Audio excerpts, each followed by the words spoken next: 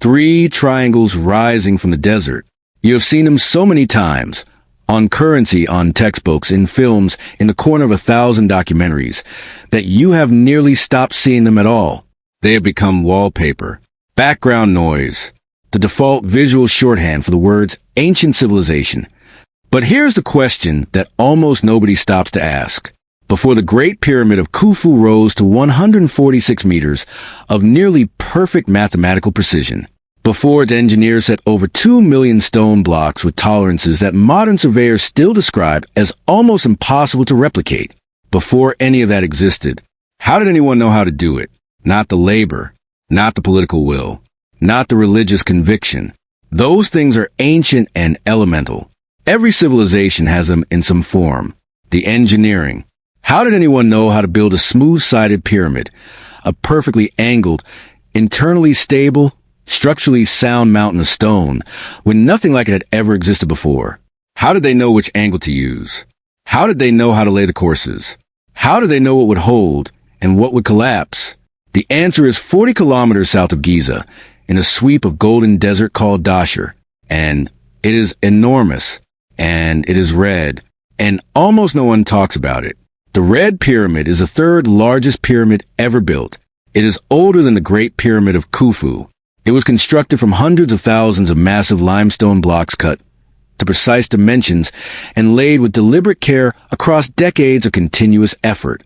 Inside it, 3 soaring interior chambers climb over 15 meters into the darkness without a single supporting column, held together only by a structural technique so sophisticated that engineers still study it today.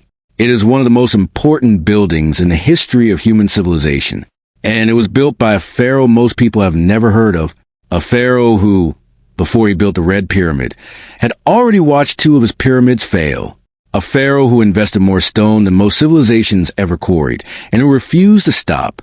A pharaoh who, through failure and brutal, expensive correction, became the architect of the world's first true smooth-sided pyramid, and left behind in red limestone the precise blueprint his son would use to build one of the 7 wonders of the ancient world. His name was Sneferu, and this is the story of the most important pyramid that almost nobody has ever visited. If uncovering the real origin story behind Giza is exactly the kind of history you came here for, hit subscribe and stay close. Because what comes next changes the picture entirely. To understand what Sneferu achieved, you first have to understand the world he walked into. For 1,600 years ago, Egypt was, by any standard of its era, incomprehensibly wealthy. And that wealth came from one source. The Nile. Every summer, the river flooded.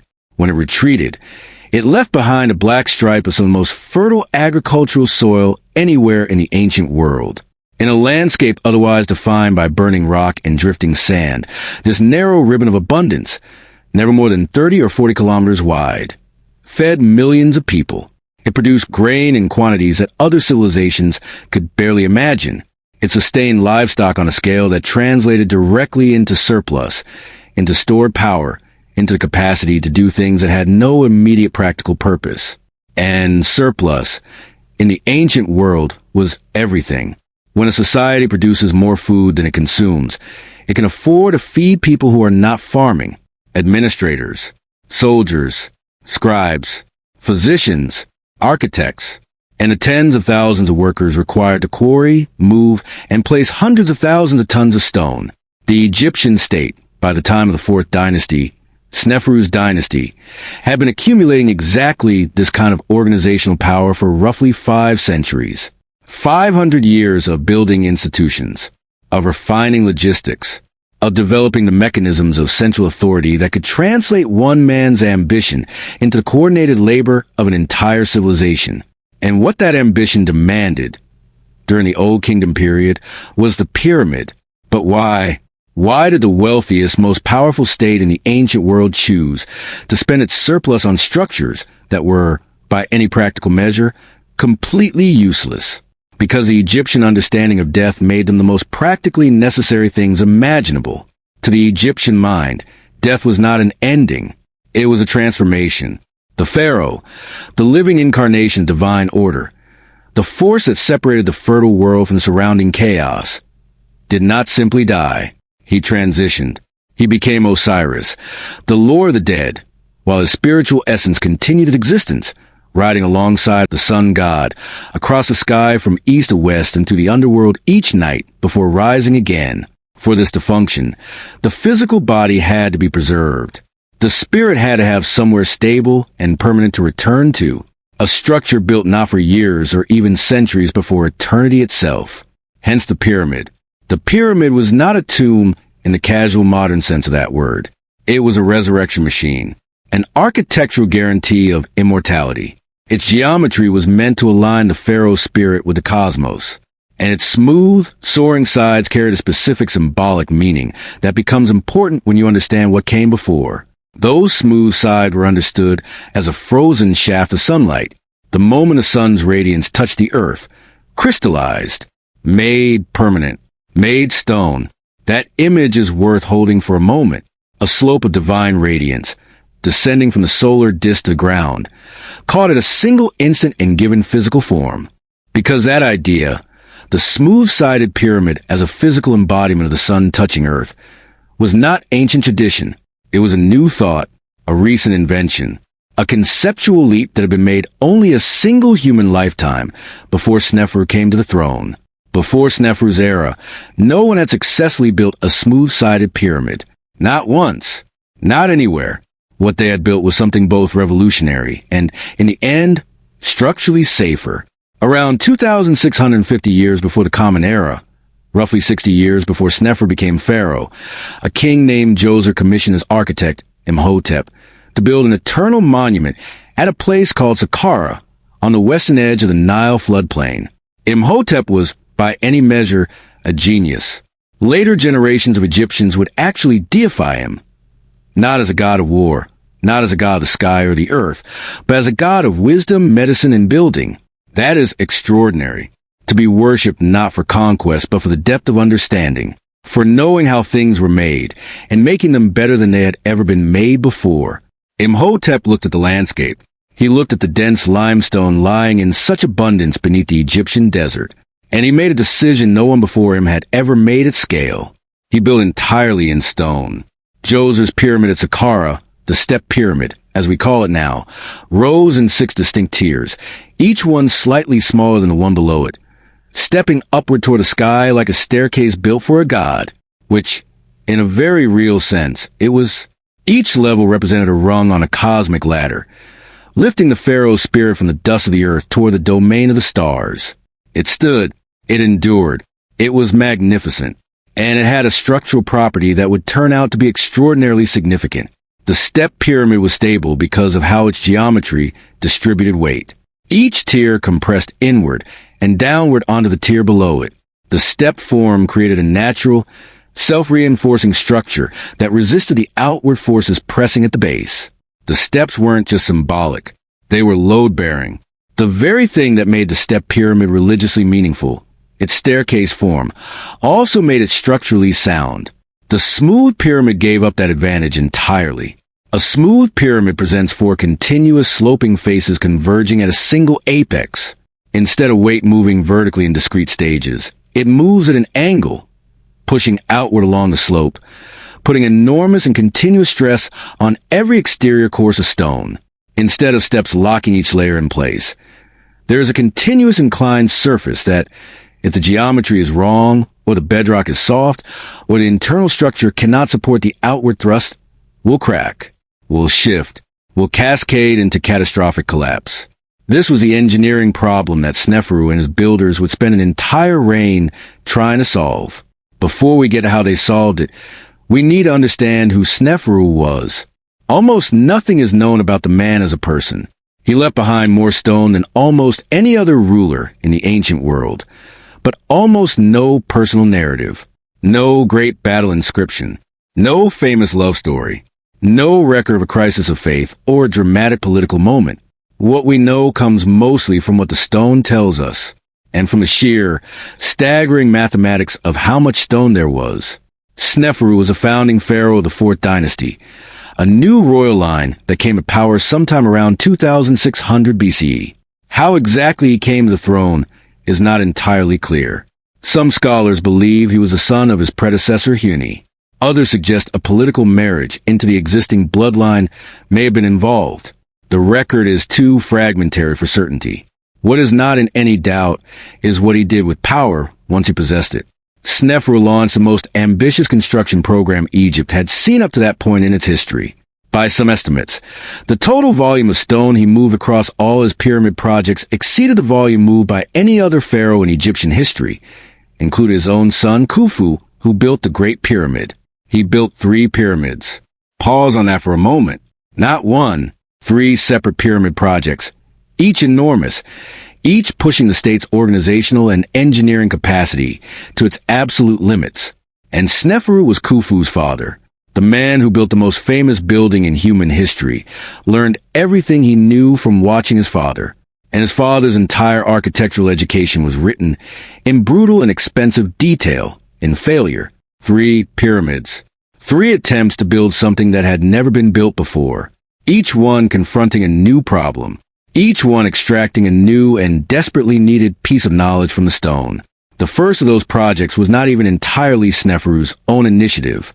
It was already underway when he came to the throne, a pyramid started by his predecessor in a remote location deep in the Egyptian countryside, far from the established pyramid fields at Saqqara, a place called Meidum. What happened at Meidum was a kind of structural disaster that changes the course of everything, the kind of catastrophe that sends an entire civilization back to the drawing board and forces a reckoning with the fundamental physics of what they were trying to do. The rubble field at Meidum still exists. A strange, tower-like ruin rising from a sea of smashed stone and collapsed casing blocks, sitting in the desert like a wound in a landscape that never quite healed. And the story of how it came to look that way is where Sneferu's real education began. There's a ruin in the Egyptian desert that looks like nothing else in the ancient world. Not a pyramid. Not exactly. Not anymore. What stands at Meidum today, roughly 100 kilometers south of Cairo, on a stretch of plateau desert that spreads flat and pale in every direction, is a strange, tower-like core of ancient masonry rising about 65 meters from the ground. Around its base spreads a vast, sloping mound of rubble, shattered limestone blocks, collapsed casing stones, the broken debris of something enormous that once stood here and no longer does. 3 ragged steps of the original structure are still visible, their faces stripped bare, exposed to the desert sky like the ribs of a carcass. If you didn't know what you were looking at, you might not recognize it as a pyramid at all. It looks more like a fortress tower, the stump of something that has been sheared away by a force too great to resist. But this was a pyramid, one of the most ambitious structures attempted anywhere in the ancient world up to that moment. And what happened to it would force Sneferu's engineers to confront a truth about the physics of massive stone construction that no amount of theory or tradition or inherited technique could have taught them. Some lessons can only be paid for in stone. The pyramid at Meidum did not begin with Sneferu. It began, most scholars believe, with his predecessor, the pharaoh Huni, the last ruler of Egypt's 3rd dynasty. Huni initiated a step pyramid here sometime before 2600 BCE, following the well-established template that Imhotep had created at Saqqara a generation earlier, a tiered monument, built in the tradition that had already proven itself, a staircase toward the sky, the same basic structural logic that had kept Djoser's pyramid standing for decades. When Sneferu came to power, the Meidum project passed to him, through inheritance or through whatever political mechanism brought the 4th dynasty into being. This unfinished monument in the southern desert became his responsibility, and he faced a choice that no Egyptian pharaoh had ever faced quite this way before. He could finish it as a stepped structure, conventional, proven, sacred in its own right, or he could transform it into something that had never existed. He could make it smooth. The religious logic was compelling. The step pyramid was already an extraordinary monument, but in its form it remained, fundamentally, a staircase, a pathway, an approach toward the divine. The smooth-sided pyramid was something more total, more absolute, not a route toward the sun, but the sun itself made permanent. Those rays converging on Earth crystallized the primordial mound of creation given its perfect geometric form.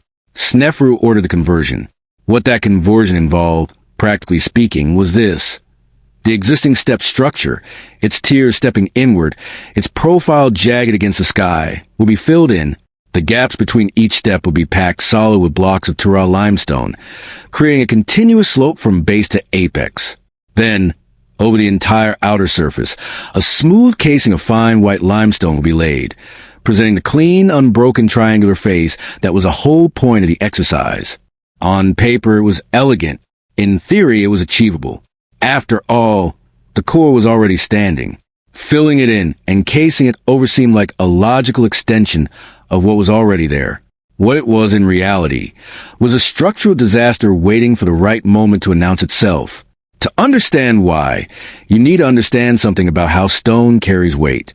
When you stack perfectly horizontal courses on top of one another, flat layers, each sitting squarely on the one below, the weight above travels straight downward. It compresses. It locks. Each layer is supported by the full face of the layer beneath it, and the forces pressing down distribute evenly across the base. The pyramid, in that configuration, is essentially trying to push itself into ground, which the ground resists. The geometry is stable. But when the outer courses of stone lean at an angle, when they are not perfectly flat, but tilt slightly inward at the top, stacked like a series of overlapping scales, something different happens. The weight above does not simply push down. It pushes down and outward simultaneously. It generates what engineers call a lateral thrust, a force that wants to push the outer layers away from the center of the structure. This was the fundamental problem with the Meidum conversion. Sneferu's builders did not lay the new outer casing stones in perfectly horizontal courses. They laid them in angled courses, each layer tilting inward at the top, stacked in the same technique that had been used in the step pyramid tradition, where angled interior masonry helped bind the structure together from the inside. Applied here, as an exterior shell wrapped around an existing step core, that same technique generated exactly the wrong kind of force. Under the enormous weight pressing down from above, those angled outer courses pushed outward, and the interface between the new outer packing and the original step core, a zone of imperfectly bonded, differently aged, differently constructed masonry, could not absorb that outward pressure indefinitely. At some point, the outer shell of the Meidum pyramid let go. What that moment looked like, nobody alive today can say with certainty. Whether it happened gradually, with a slow groaning of stress stone giving warning before the end, or suddenly, with a kind of catastrophic speed that leaves no time for anyone nearby to react. The record doesn't tell us. What the rubble field tells us is the scale. Hundreds of thousands of tons of limestone, once arranged with precision and purpose, now spread across the desert plateau in a mound that extends far beyond where the original base of the pyramid stood. Enormous blocks that were once casing stones, carefully cut and aligned and placed, lie where they fell. Some are still intact. Others were shattered by impact. The sloping debris field descends from the surviving core in every direction, like the aftermath of an explosion frozen in time. The ancient Egyptians called this pyramid Sneferu endures. There is a dark and unintended irony in that name. The core endures. The original step heart of the structure, buried now in its own collapse, survived. But the ambition it was meant to embody, the smooth-sided perfection, the frozen ray of sunlight, came down. Here is where the story becomes genuinely mysterious. And the mystery matters because it changes how we understand what Sneferu did next. Egyptologists still debate when the collapse at Meidum actually occurred. Was it during Sneferu's own reign, during the conversion attempt itself, while workers were still at the site? Or did the pyramid stand in its converted, smooth-sided form for some period before eventually failing? The evidence is legitimately ambiguous. Some scholars point to ancient graffiti found in a small chapel near the pyramid, inscriptions from a New Kingdom period, roughly 1,000 years after Sneferu, in which visitors describe coming to see the monument as though it were still a recognizable structure. This has been read by some as evidence that the smooth-sided conversion stood for a very long time before collapsing, which would mean the lesson Sneferu took from Meidum was not a lesson about structural failure, but simply about the difficulty of conversion. But other researchers look at the physical evidence at the site itself. Material found buried beneath the collapsed mound, tools, debris, deposits consistent with an active construction site, suggests to some scholars that the failure happened while work was still ongoing or very shortly after it ended. The rubble in certain areas appears to have accumulated rapidly, not slowly over centuries of gradual decay. And there's a third possibility that the debate sometimes obscures. The pyramid may have stood in a compromised state, visibly damaged or partially failed, for a long time before the final collapse. Medieval stone robbers stripped ancient monuments relentlessly, but the completeness of what is missing at Meidum, the sheer scale of the loss, goes beyond the pattern of opportunistic quarrying. Something structural happened here, and happened on an enormous scale. The honest position is this: we do not know precisely when or how quickly the Meidum pyramid failed. Serious scholars continue to disagree, and the site has not yet yielded evidence conclusive enough to settle the argument. What we know, and what matters for understanding the chain of events that ultimately led to the Red Pyramid, is what Sneferu's engineers would have been forced to confront regardless. The conversion approach had not worked. You could not simply fill in a step pyramid, encase it in smooth limestone, and expect it to function as a true smooth-sided structure. The outer shell, built with angled rather than horizontal courses, generated outward forces. The boundary between old core and new shell was a zone of weakness. The whole premise, that conversion was equivalent to original construction, had been tested against reality and found wrong. If you were going to build a true smooth-sided pyramid, you had to begin again from nothing. You had to rethink the method from the very first stone. And there was a second lesson, subtler but equally important, that the rubble field at Meidum encoded for anyone willing to read it. Slope angle. The converted outer shell at Meidum had been built at approximately 51 to 52 degrees, a steep profile, imposing, visually powerful, demanding relatively less base area for a given height. But that steepness also meant the outward forces generated by the angle courses had to travel further before being resolved at the base. It meant the structure was working harder at every level to resist its own tendency to spread. A shallower angle would have reduced those forces, would have given the stone a more forgiving geometry, would have distributed the weight more horizontally, pressed it more firmly downward rather than outward. Sneferu's engineers did not take that lesson fully to heart. Not yet, not at the next site. They moved north along the same desert plateau to a place called Dahshur, and they began a fresh pyramid. Not a converted one, not an adaptation, but a new structure built smooth-sided from the very first course. They had absorbed enough from Meidum to understand that the conversion method was finished. What they had not yet absorbed was how steep was too steep. They began the new pyramid at 54 degrees. Steeper than Meidum. Steeper than anything that had come before. And roughly a third of the way through the build, the stone began to speak. In cracks and deflections in the subtle, terrifying sag of walls under impossible pressure, it told them something they were not prepared to hear. The angle was wrong. The slope was failing. The disaster was coming. What they did in response, the desperate, brilliant, improvised decision made in the middle of a pyramid that was beginning to come apart, left a mark that is still visible from kilometers away. A kink, a change of angle mid-structure. A building that wears its crisis on the outside for anyone who knows how to read it. They called it, in later times, in common reference, the Bent Pyramid. And the story written in its stones is one of the most revealing documents in the entire history of ancient engineering. Stand at a certain distance from the pyramid at Dahshur, and something catches your eye that takes a moment to process. The shape is wrong. Not dramatically wrong. Not collapsed wrong. Not ruined wrong. It is standing. It is enormous. It still wears much of its original smooth white limestone casing along the lower half, glowing a pale, almost cream color in the desert light, making it, paradoxically, one of the best preserved outer surfaces of any pyramid ever built. And yet the outline against the sky is not right. The lower half rises at one angle, clean and steep and purposeful, and then, at roughly half the structure's total height, the slope changes. It flattens. The pyramid visibly shifts its geometry mid-climb and continues upward at a shallower angle. It looks, from a distance, like a pyramid that changed its mind. And in a very real sense, that is exactly what it is. This is the Bent Pyramid. Sneferu's second attempt. And the story written into its altered silhouette is not a story of architectural failure. It is a story of something far more interesting than failure.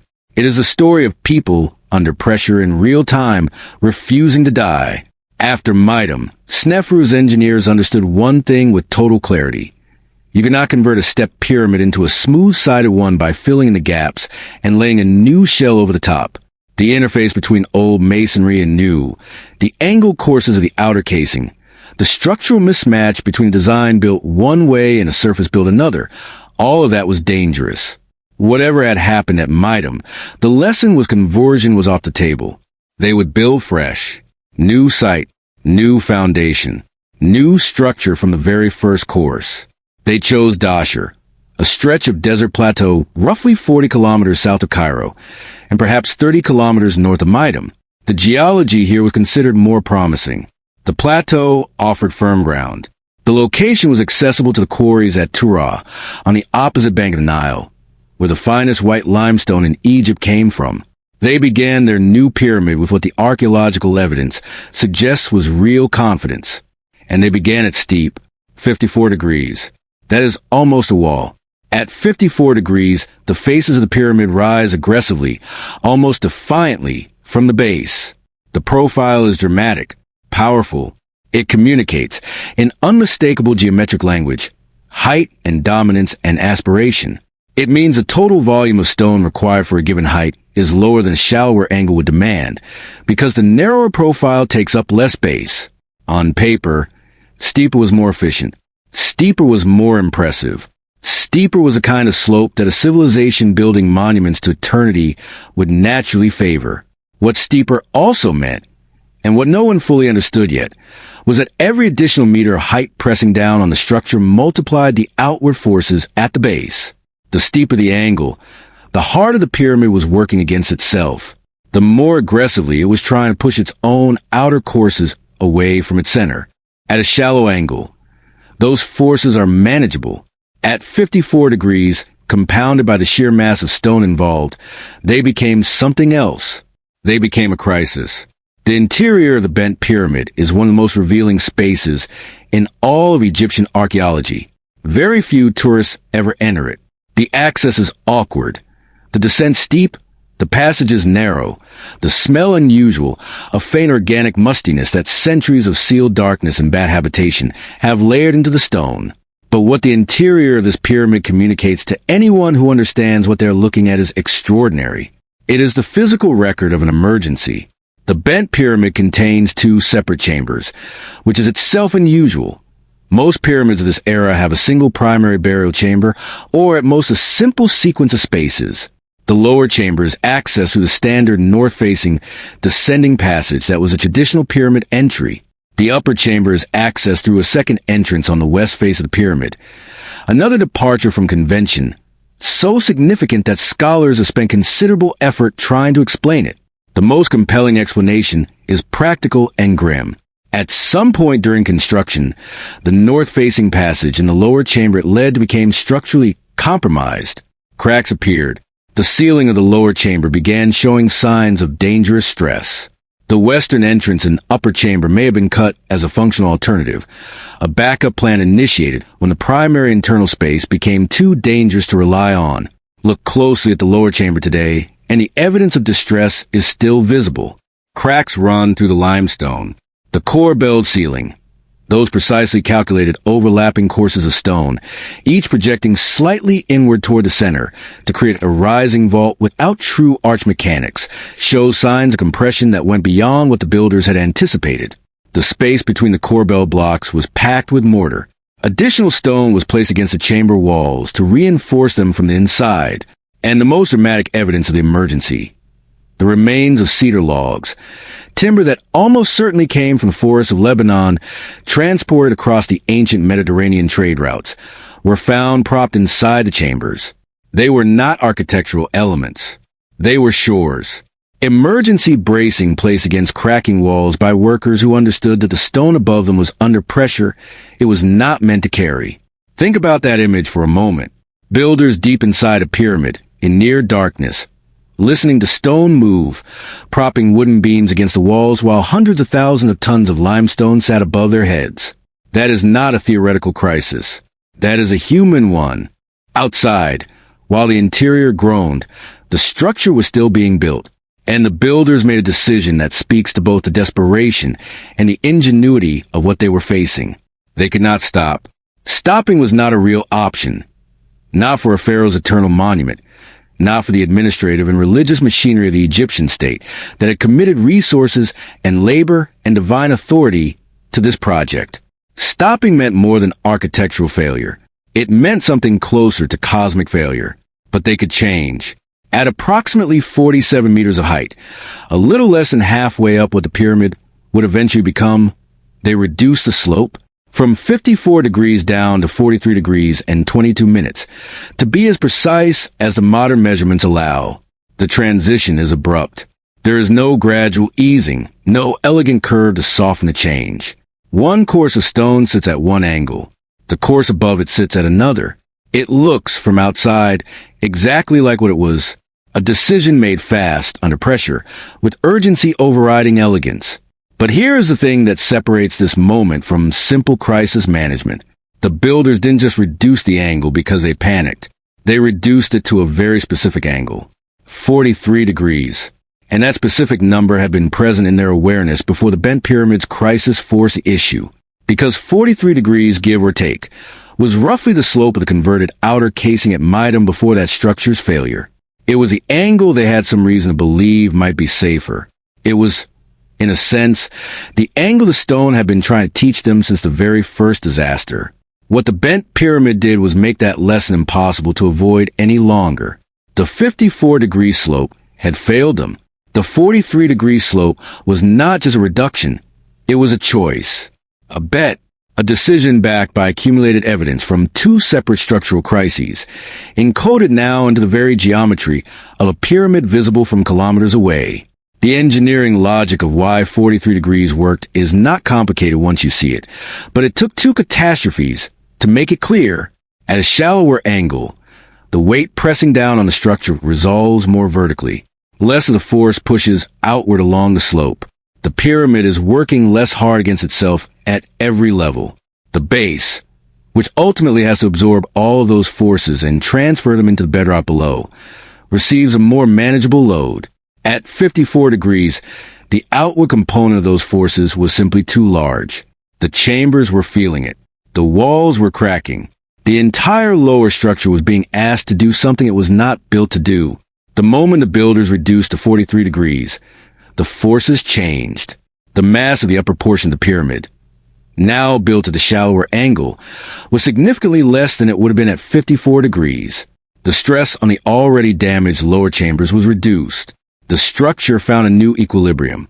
The bent pyramid did not fall. It stands today, all 101 meters of it, visible from a great distance across the desert plateau at Dahshur, still wearing its ancient limestone casing along the lower courses where stone robbers never stripped it away, still showing in its crooked profile the precise moment when human beings under pressure made the most important engineering decision in the history of Egyptian architecture. There's a detail about the bent pyramid that deserves attention because it reveals something important about the character of the people building these things. When the crisis emerged, when the cracks appeared and the timber shores went up and the western entrance was cut, work did not simply continue on the original design while someone quietly addressed the interior problems. The response was simultaneous and multi-layered. They reinforced the interior. They changed the exterior angle. They cut a second entrance. They packed the corbelled ceilings. They propped the walls. They did all of these things at once, in a coordinated response to a crisis that was unfolding in real time on a structure that could not be paused or mothballed or simply abandoned. And they kept building. The bent pyramid was completed. It received a pyramidon, a capstone, at its apex. It received its full smooth casing on the exterior. A valley temple was built in association with it, and that valley temple, one of the best preserved of the Old Kingdom, still contains carved reliefs of Sneferu, one of the very few visual records we have of this pharaoh whose ambition reshaped the ancient world.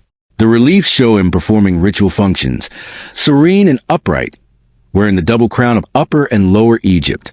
Whatever chaos was happening in the pyramid behind him, while those reliefs were being carved, his official image showed no sign of it. The Valley Temple also contained something unusual in its iconography, images suggesting the bent pyramid itself was used as a cult monument, perhaps even as a functional tomb site. Whether Sneferu was ever buried there is unknown, No body has been found in any of his pyramids. But the Valley Temple's existence and its finished state tell us the bent pyramid was not written off. It was not hidden. It was not demolished and replaced. It was completed and consecrated and given the full architectural treatment of a legitimate royal monument. Sneferu owned his crisis. He gave it a Valley Temple.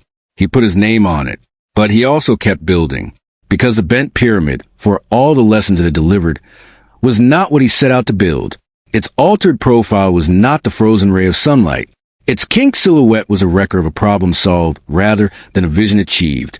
The monument it stood for was engineering pragmatism, not divine geometry. And Sneferu, whatever kind of man he was not finished. The third pyramid would go up approximately 300 meters north of the bent pyramid, close enough that the two structures can be seen together from certain vantage points. Close enough that the workers building the new pyramid could glance south and see the daily reminder of what had forced this new beginning. The third pyramid would be different from the start. Not just an angle, though the angle would be crucial, and it would be 43 degrees from the very first course of stone, not from a crisis midpoint. Different in the way the stone was laid. Different in the way the courses were oriented. Different in every dimension that the previous disasters had identified as a source of failure. The third pyramid would be built with a knowledge of everything that had gone wrong. It would also be built with red limestone, not the brilliant white Tura limestone of the exterior casing. That would come later. The main body of the structure would be cut from a reddish local limestone quarried close to the site at Dahshur itself, giving the pyramid a warm, oxidized, distinctly non-white color that the desert sun and the stripping of its outer casing over centuries has left fully exposed. That color is why we call what we call it now the Red Pyramid. And the story of how it was built, from a very first decision about the angle to the last stone placed on its apex, is the story of how every terrible, expensive, devastating lesson of the previous decade and a half became architecture. There's a difference between learning something and understanding it. Learning is what happened at Meidum. The outer casing came down, the rubble spread across the plateau, and the people responsible for building the world's most ambitious monuments absorbed the fact of failure. They learned that the conversion approach was finished. They learned that something about the method was wrong.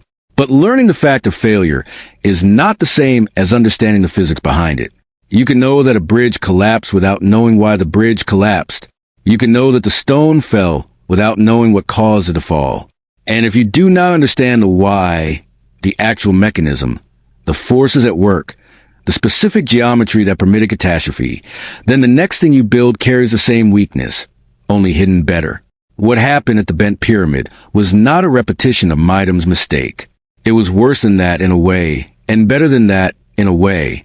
Worse because the failure arrived at a different point in the build, from a different cause, under different conditions, which meant the lesson from Meidum had not been sufficient. Better because this time, when the crisis arrived, the engineers were inside it. They were not finding rubble. They were finding cracks. They were pressing their hands against walls under pressure and feeling the stone move beneath their palms, and they were still, technically, in a position to respond. And so they responded. They reduced the angle. They packed the chambers. They propped the walls. They completed the pyramid at a shallower slope, and the structure held. Now they understood, not just the fact, the physics, and what they chose to do with that understanding is a hinge on which the entire history of monumental architecture turns. The site for the third pyramid was selected approximately 300 meters north of the bent pyramid on the same desert plateau at Dahshur. This proximity is worth noting. They did not retreat from Dahshur. They did not move to a new location to escape the associations of failure, to put distance between themselves and the monument that wore its crisis on its face for all of Egypt to see. They stayed. They built on the same plateau, within sight of the kinked silhouette of the bent pyramid, close enough that workers on a new project could look south on any given morning and see the daily reminder of what had made this new beginning necessary. Whether that was a statement of confidence or simply practical logistics, the effect was the same. The builders of the Red Pyramid worked in the shadow of their previous failure every single day, and they built anyway. The first decision they made about the new pyramid was also the most important one. They chose the angle before they laid a single stone. This seems obvious. Of course you decide the angle before you start, but the meaning of this sequence is precisely what makes it revolutionary. At Meidum, the angle was inherited, built into the step core of an existing monument before Sneferu's ambitions were even involved. At the Bent Pyramid, the angle was chosen at the start and then changed under duress, a crisis mid-build forcing a reduction that the original plan had not anticipated. In both cases, the final slope of the structure was at least partly determined by circumstance, by failure, by the stone itself forcing correction. The Red Pyramid was different. The angle chosen for the Red Pyramid, 43 degrees and 22 minutes, was not a response to crisis. It was the application of a lesson. The builders had not reached 43 degrees by being pushed there. They had arrived at it by understanding what 43 degrees meant structurally and choosing it deliberately from the very first course on a foundation that had not yet been compromised by anything. That is the difference between learning and understanding. To appreciate why this choice was significant, it helps to put in physical terms. A pyramid built at 54 degrees. The original angle of the Bent Pyramid is steep, dramatically steep. Standing beside the lower courses of the Bent Pyramid and looking up, the slope feels almost vertical. For a given base width, a steep pyramid rises quickly. The profile is imposing. The height is impressive relative to the footprint. A pyramid built at 43 degrees does something different. It spreads. It takes up more ground for a given height. The slope is shallower, the profile gentler, the approach to the apex more gradual. From a purely visual standpoint, from the standpoint of the aesthetic instinct that says a monument to eternity should reach upward, should soar, should communicate aspiration in the most literal geometric sense, 43 degrees is the less dramatic choice. This is not nothing. A pharaoh building his eternal monument did not want less dramatic. The entire cultural logic of the pyramid was about transcendence, about vertical connection between earth and heaven, about a form that made the rising of the sun visible in stone. Every instinct that said build it higher, make it steeper, let it pierce the sky. That instinct was not just personal vanity. It was theological. Sneferu chose 43 degrees anyway. He chose, in other words, to prioritize structural stability over aesthetic impact, to let the physics of the stone govern the geometry of the monument, rather than forcing the stone into a geometry the physics could not support. He absorbed what two disasters had taught him, and he acted on it, even when acting on it meant building something that spread more and soared less. That choice, made once, held to, never revisited, is why the Red Pyramid still stands today in essentially the form in which it was completed 4,500 years after the last block was placed. It also, as we will see, is why it could have the interior it has. But we are getting ahead of the story. The angle was the first decision. The second decision was about the courses. This is the one that gets less attention in popular accounts of the Red Pyramid, but engineers who study ancient construction regard it as equally significant. In the step pyramid tradition, and in the construction methods that have been carried forward into the early smooth-sided attempts, the individual courses of masonry were often laid as slight inward tilt. Each layer leaned very slightly toward the center of the structure. The outer face of every block angled marginally downward toward the interior. This technique had a logical origin in the step pyramid, where inward-leaning accretion layers helped bind the structure together from the inside, each layer pressing against the one beside it, creating a kind of mechanical interlocking that added to the overall stability. When this same technique was applied to smooth-sided pyramid construction, it introduced a problem that was not immediately obvious but became devastating at scale. When you tilt a course of stone slightly inward, the weight pressing down on it from above does not resolve purely downward. It resolves at an angle. Some of that force goes down, as you want, into the foundation, but some of it goes outward, pressing against the outer face of the course, generating exactly the lateral thrust that the step pyramid geometry had been able to absorb through its inward stepping form. In a smooth-sided pyramid, there are no steps to absorb that thrust. There is only the outer face of the pyramid, exposed to the desert, taking that outward force directly. At sufficient height, at sufficient weight, the outer courses of a smooth-sided pyramid built with inward tilted masonry want to slide. They want to move outward and downward, following the force that the geometry itself has built into them. The question is only whether the structure is strong enough and the foundation firm enough to resist. At Meidum, it was not. At the Bent Pyramid, it nearly was not. The builders of the Red Pyramid laid their courses horizontally, flat, perfectly level.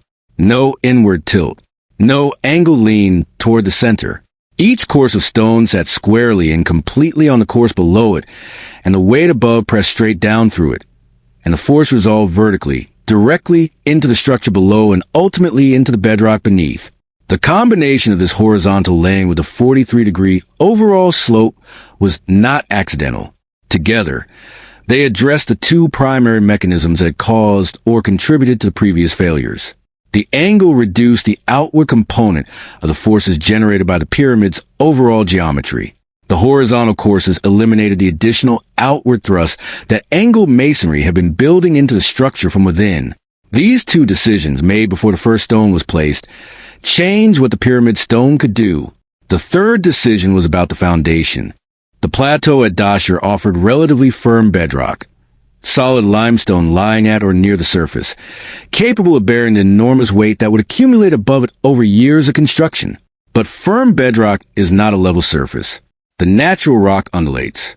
It has high points and low points, ridges and dips, subtle variations in height that become enormously consequential when you're trying to build a structure of precise geometric regularity on top of it.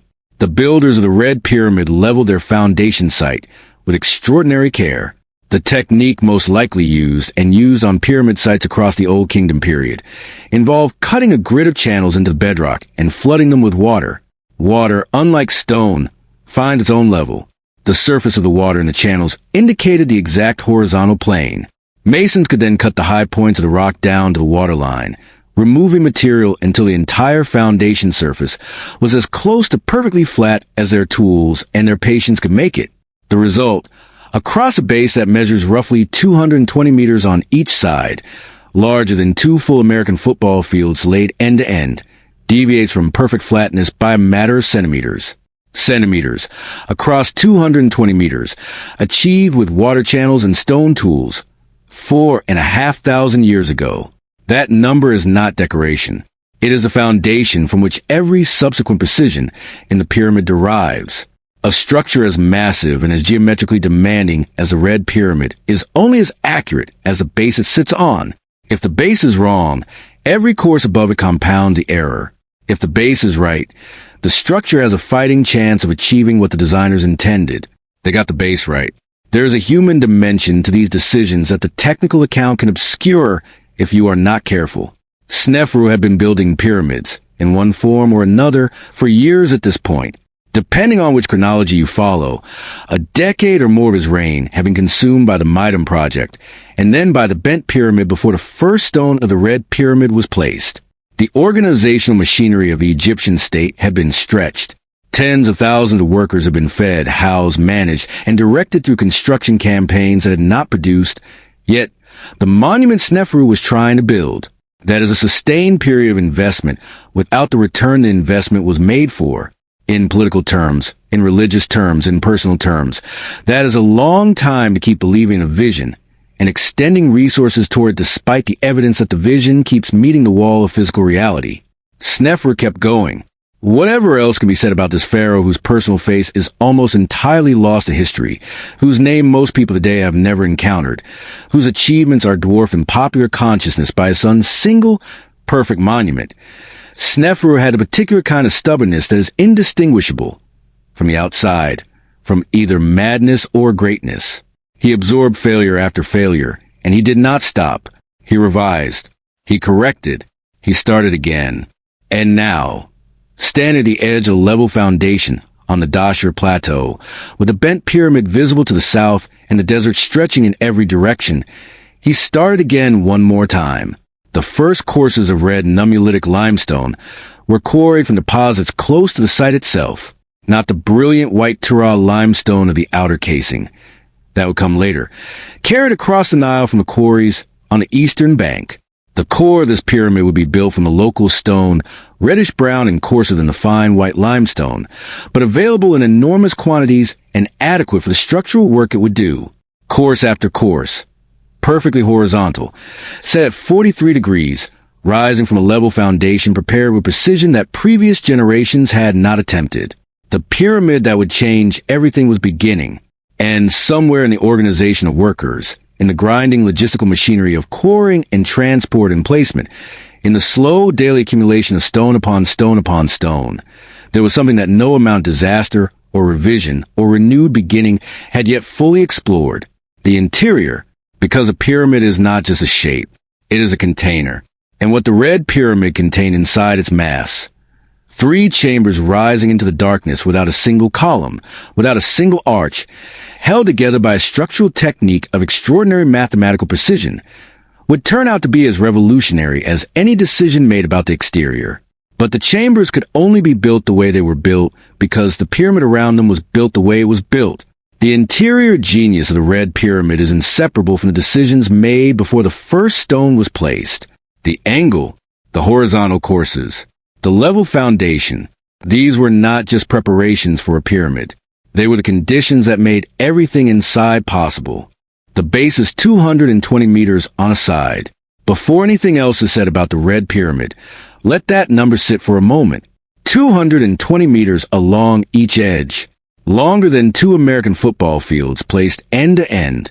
And the pyramid rises from all 4 sides of that base simultaneously, each face converging at a point 104 meters above the desert floor at an angle of 43 degrees, in a shape so geometrically controlled that the variation between the intended slope and the actual slope, measured today across an entire face, falls within fractions of a degree.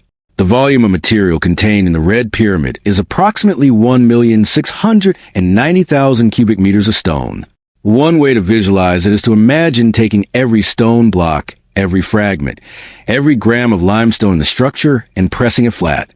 What you would cover in solid, dense, ancient rock is an area roughly the size of a small town, layered several meters deep. This is what Sneferu decided to build after 2 disasters, after a decade or more failed attempts. After the bent pyramid's king silhouette had been completed and consecrated, and given its valley temple and accepted as a monument that would have to be what it was, rather than what it was meant to be, he looked at the desert plateau at Dahshur. He looked at the level foundation, and he began to fill it. The question that follows, the question every visitor eventually asks while standing at the base of the Red Pyramid and looking up at 40 stories of reddish-brown stone overhead, is the same question the desert has been asking since Sneferu's reign. How? Start with the stone itself, because the stone is where everything begins. The core of the Red Pyramid was built primarily from what geologists call nummulitic limestone, a dense, coarse, reddish-brown rock containing compressed fossil shells of ancient marine organisms, so tiny they look like grains of sand. This limestone was not brought from a distance. It was quarried close to the Dahshur site itself, cut from the plateau that the pyramid sits on, hauled a relatively short distance, and placed in the rising courses of the structure. This local stone was not chosen for its beauty. It was chosen for its abundance and its accessibility. The quarrying operations at Dahshur left visible scars on the surrounding plateau that archaeologists have studied in detail. The tool marks, the extraction channels, the geometry of how blocks were separated from the living rock.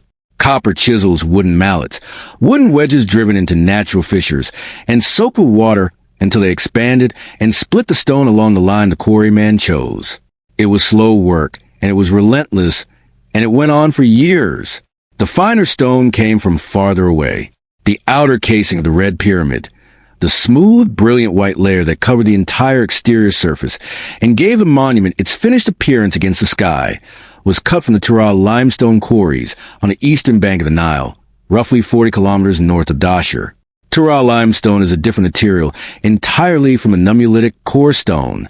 It is dense and pale and fine-grained, capable of being dressed to a surface smooth enough to reflect light. The limestone casing stones of Giza are Turah limestone. The pyramid at Meidum was faced with Turah limestone. The bent pyramid still wears its Turah casing along the lower courses, gleaming in the desert sun today. So did the Red Pyramid. Once, getting Turah limestone from the eastern bank of the Nile to the Dahshur Plateau on the western bank was an exercise in logistics that would have taxed a modern infrastructure, let alone an ancient one. The blocks had to be quarried, moved to the river's edge, loaded onto wooden transport barges, poled or rowed across the Nile, unloaded on the western bank, moved overland to the plateau, hauled up to whatever working level the pyramid had reached, and placed with precision, each block weighing, on average, several tons.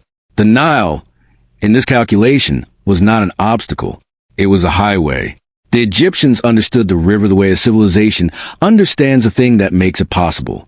They had been building riverine logistics since before the pyramid tradition existed. By Sneferu's time, the organizational machinery of Egyptian river transport, the barges, the crews, the administrative systems for recording and directing shipments, the canal networks that extended the river's reach inland, was sophisticated, tested, and capable. The flood season was particularly useful for heavy transport. When the Nile ran high, the water reached further inland, sometimes flooding naturally to the base of the desert plateau itself, dramatically reducing the overland distance that stone had to travel. Large construction campaigns were timed to take advantage of this. When the flood receded, organized teams on land took over. On land, the primary technology for moving multi-ton blocks was the sledge. Simple in concept, physically demanding beyond easy imagining. A wooden sledge, loaded with stone, hauled across the desert on a prepared surface of compacted earth or plaster. Water or liquid mud poured just ahead of the sledge runners as teams of workers pulled from ropes, reducing friction enough to make movement possible. Egyptian tomb paintings from the Old Kingdom period show exactly this process. Rows of workers leaning into ropes, hauling a loaded sledge, while a figure at the front pours liquid ahead of the runners from a vessel. 100 men, 200 men, dragging a block that a single person could not move across ground that had been prepared specifically for this purpose, in organized teams managed by scribes and overseers who recorded every delivery and accounted for every block, day after day, year after year. Which brings us to the question of the ramp. Getting stone from ground level to the working face of a pyramid that was steadily rising above the desert was not a problem with a single obvious solution, and it is one of the questions Egyptologists have debated most vigorously for over a century without arriving at a definitive answer. The basic options are these. You could build a single straight ramp rising from ground level to the working face, increasing its length and adjusting its angle as the pyramid grew. You could build shorter ramps on multiple faces simultaneously. You could build a ramp that spiraled around the exterior of the pyramid as it rose. Or, as one French architect proposed in a theory that generated considerable discussion in the early years of the century, you could build an internal spiral ramp inside the pyramid itself, using the structure to carry the access route within. Each of these theories has physical plausibility, and each has serious objections. The single straight ramp, taken to the full height of the Red Pyramid, would itself have required an enormous volume of material to construct, and evidence of a ramp that size at Dahshur is not straightforward. The spiral exterior ramp would have obscured the working faces, and made precision casing work extremely difficult. The internal ramp theory is ingenious, but has been contested on the grounds that pyramid interiors of this period do not show the kind of structural features that would be expected if a ramp had been built and later filled in. The honest answer is that we do not have definitive proof of which method was used at the Red Pyramid. What we do have is a result. A pyramid of this scale was built with this precision, and blocks were moved from ground level to over 100 meters in height, over a period of roughly 17 years. 17 years. That number comes from an unusual source, the Khufu inscriptions. Ancient Egyptian workers and overseers left writing on the stones themselves. Not formal hieroglyphic decorations, not the elaborate carved inscriptions of temples and tombs, but practical marks, notations of dates, work gang names, deliveries logged, year counts recorded. At sites associated with Sneferu's construction campaigns, these inscriptions have been found and studied, and among the most significant are year notations that suggest the Red Pyramid's construction spanned roughly 17 years of Sneferu's reign. 17 years is a long time. It is longer than most ancient monuments took to build, even among the pyramids. The Great Pyramid of Khufu, by some estimates, was completed in roughly 20 years, but it is significantly larger than the Red Pyramid, and the fact that Khufu apparently built only one pyramid meant his entire state apparatus could concentrate on a single project for those 2 decades. Sneferu was building the Red Pyramid, while other construction projects were ongoing. The Valley Temple of the Bent Pyramid. Maintenance and ceremonial work at Meidum, the administrative and logistical demands of running the Egyptian state, were not suspended because the king was building a pyramid. They continued simultaneously in parallel, making demands on the same labor pool, the same bureaucratic systems, the same supply chains. 17 years, under those conditions, is a number that carries a specific human weight.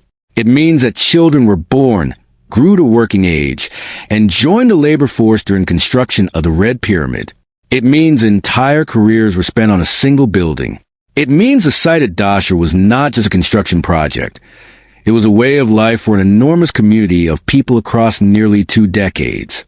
At the working face of the pyramid, the horizontal courses that Sneferu's engineers had chosen from the start were doing their structural work in the most visible possible way.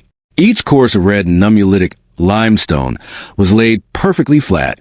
A mason setting a block into the rising structure was not angling it inward at the top. He was not giving it a slight lean toward the center. He was making it level. Precisely, measurably, verifiably level. The tools for this were simple. Plumb bobs to check vertical faces, set squares to check right angles, and the kind of leveling instruments made from water.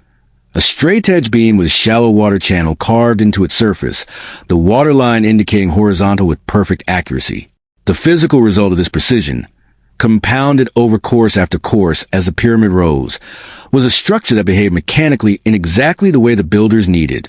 Each horizontal course compressed the one below it directly downward. The weight above each stone moved vertically through it and into the foundation beneath.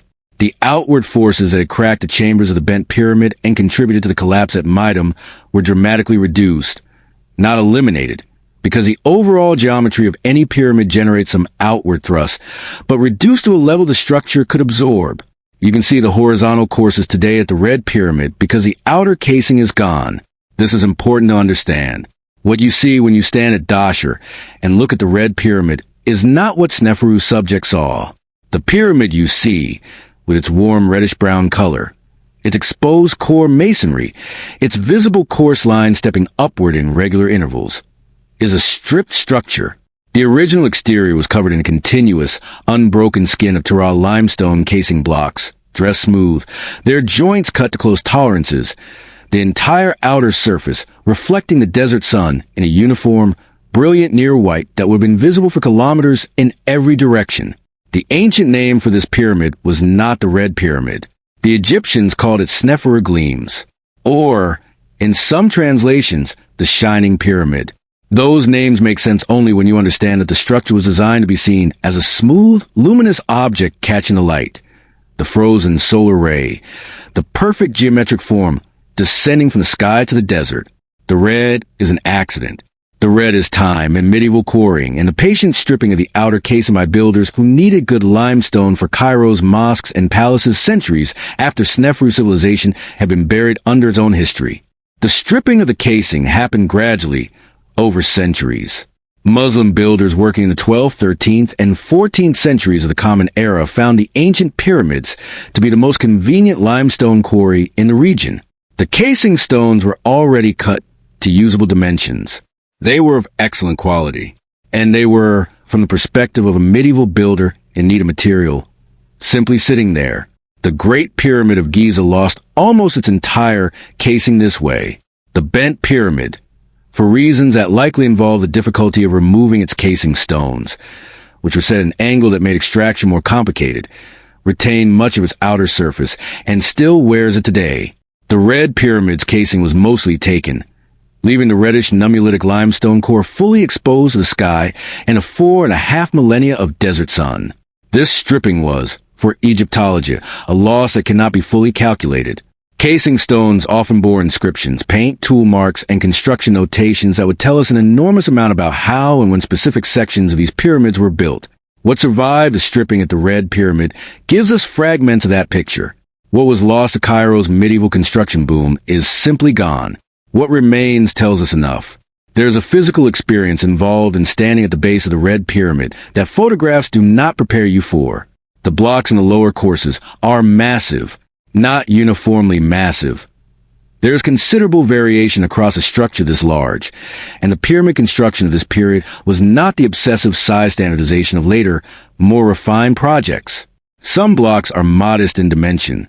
Others are enormous, weighing multiple tons, requiring teams of workers and significant mechanical advantage just to move from their delivery point to their final position in the course. But what strikes most visitors is not the size of any individual block. It is the sheer quantity.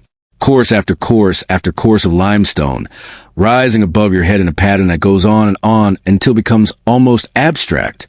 Your mind attempts to count and gives up. Your eye attempts to find the top and has to tilt your head so far back that the pyramid seems to lean over you. And inside all of that stone, hidden within the mass, accessible through a passage in the north face that descends steeply into the pyramid and then rises again, there are 3 rooms, 3 corbelled chambers, rising into darkness above the pyramid floor, their ceilings climbing 15 meters above where you stand without a single column, without a single arch, held together by a technique so precisely calculated that the chambers have stood undisturbed since the moment the last stone was placed. The interior of the Red Pyramid is where the engineering story reaches its apex. The exterior, the angle, the horizontal courses, the scale, the logistics, all of that was a condition. The chambers inside are the consequence.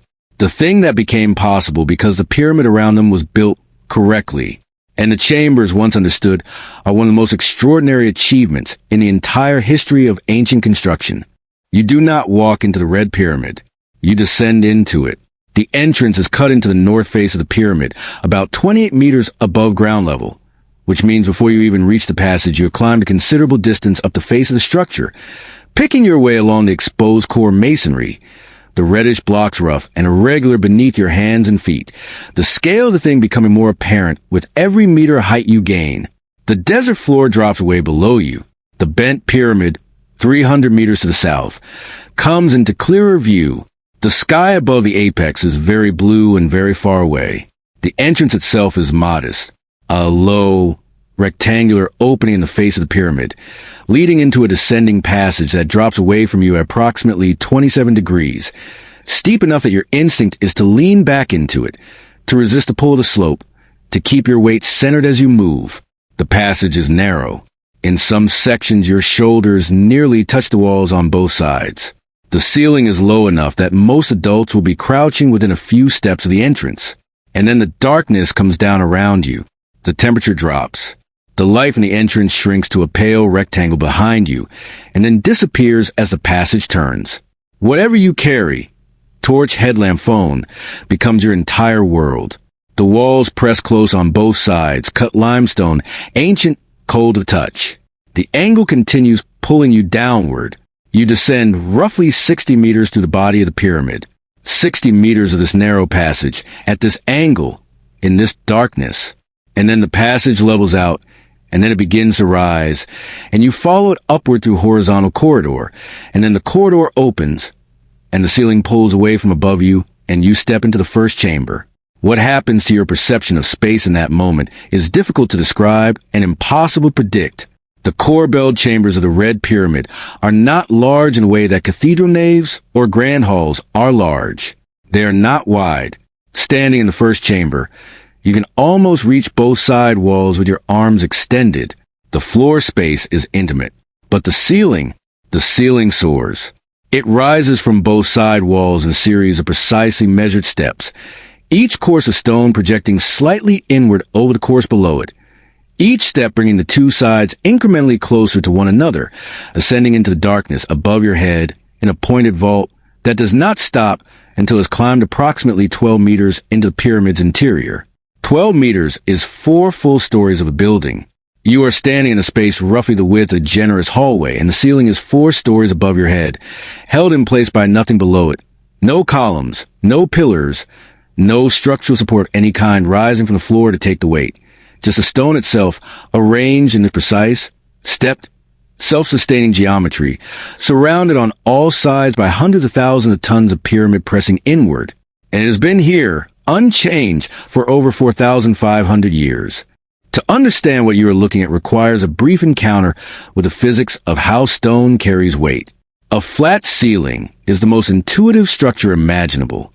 You place horizontal stones across the tops of two walls, and the ceiling is done. The problem is that a flat stone ceiling is structurally mediocre. The stone spans horizontally, which puts it in bending stress, a force that stone, which is strong under compression but relatively weak under tension, does not handle well across long distances. Flat stone lintels can span a meter, 2 meters, perhaps 3 or 4 in exceptional cases with exceptional stone. Beyond that, without extraordinary measures, they crack. A true arch solves this by reshaping the geometry.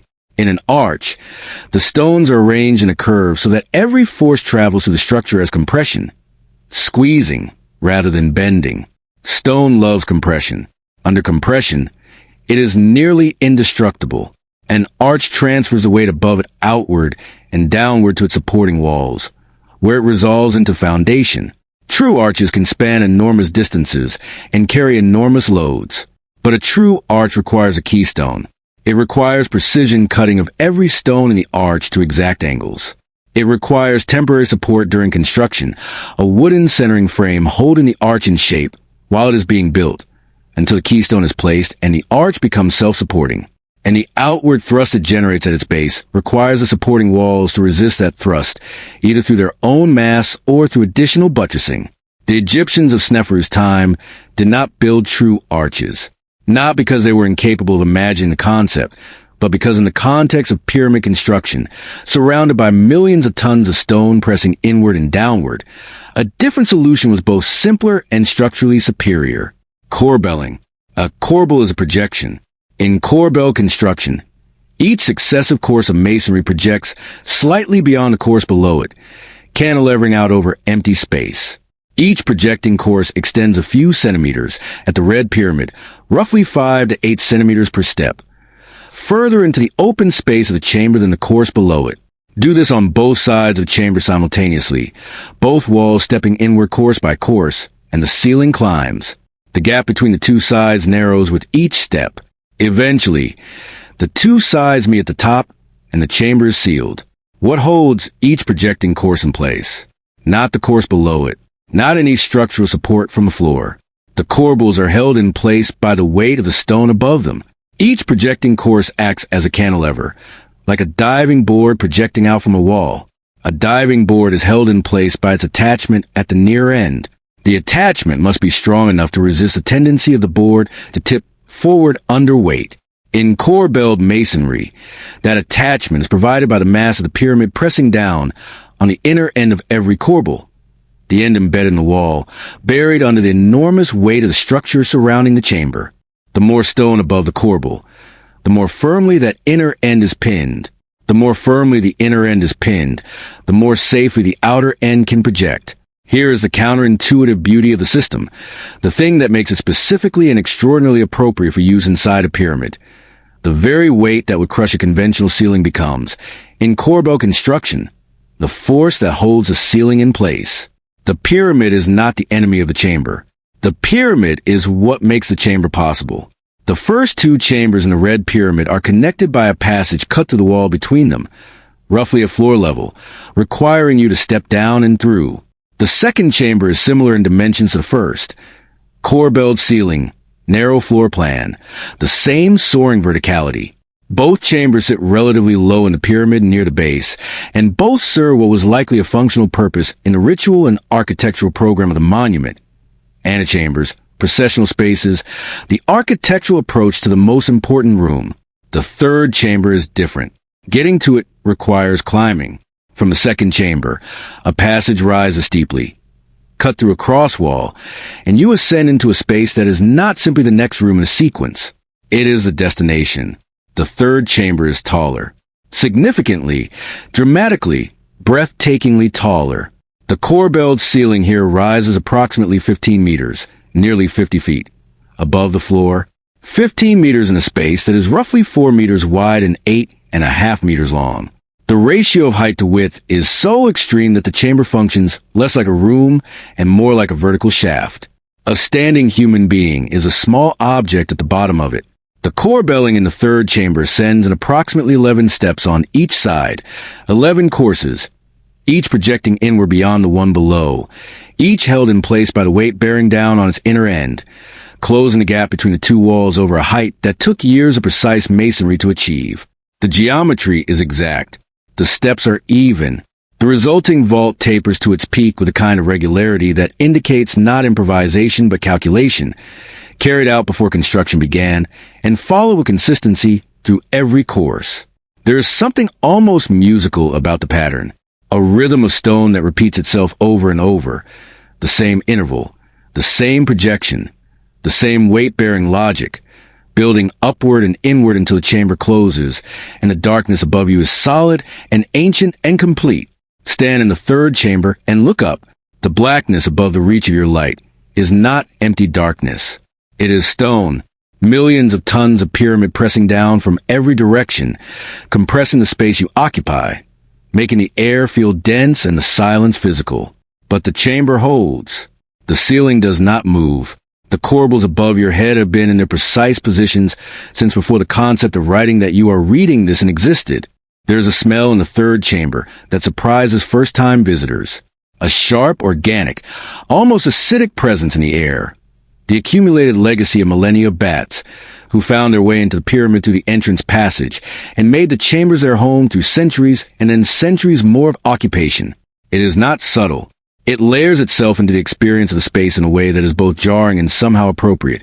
A reminder that this was not a sealed, lifeless vault, but a space that the living world found a way into again and again across thousands of years of abandonment and neglect and eventual rediscovery.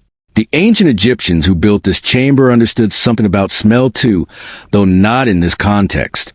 The rituals of death and resurrection that this space was designed to serve involved incense, natron, oils, an entire century vocabulary of the sacred. The third chamber of the Red Pyramid, whenever it functioned as a burial space, would have held the most potent aromatic technology available to the old kingdom world. Whether it ever held Sneferu's body is unknown. This is one of the abiding mysteries of the Red Pyramid, and it sits uncomfortably alongside everything else the monument tells us about its builder. No intact burial has ever been found in the Red Pyramid. No sarcophagus. No unambiguous evidence of a royal interment. In the 19th century, excavators found what appeared to be fragment of human bone in the third chamber. Fragments that might represent the scattered, disrupted remains of burial, scattered by tomb robbers who worked the pyramid at some point after its completion. But the evidence is fragmentary and contested and not conclusive. Where was Sneferu buried? The honest answer is that we do not know. Some Egyptologists believe the Red Pyramid was his true tomb, that the burial happened here, was subsequently robbed, and the evidence is too scattered to reconstruct.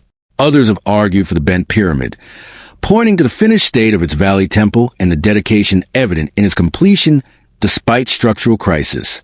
A minority view suggests the answer might lie elsewhere entirely. What is not in doubt is the intention embedded in the architecture. The third chamber of the Red Pyramid is a burial chamber. Its scale, its position within the pyramid, its relationship to the two antechambers that precede it. All of this is consistent with the design of a space built to receive and protect the body of a god king, to serve as the fixed point around which his eternal existence would orbit. The corbelled ceiling above, it was built not for spectacle but for eternity. The 15 meters of soaring stone vault served a specific purpose, to distribute the crushing weight of the pyramid pressing down above the chamber into the surrounding masonry rather than onto the chamber itself. To ensure that the room endured, to guarantee that the space would remain intact for the span of time required. The span required, in Egyptian understanding, was forever.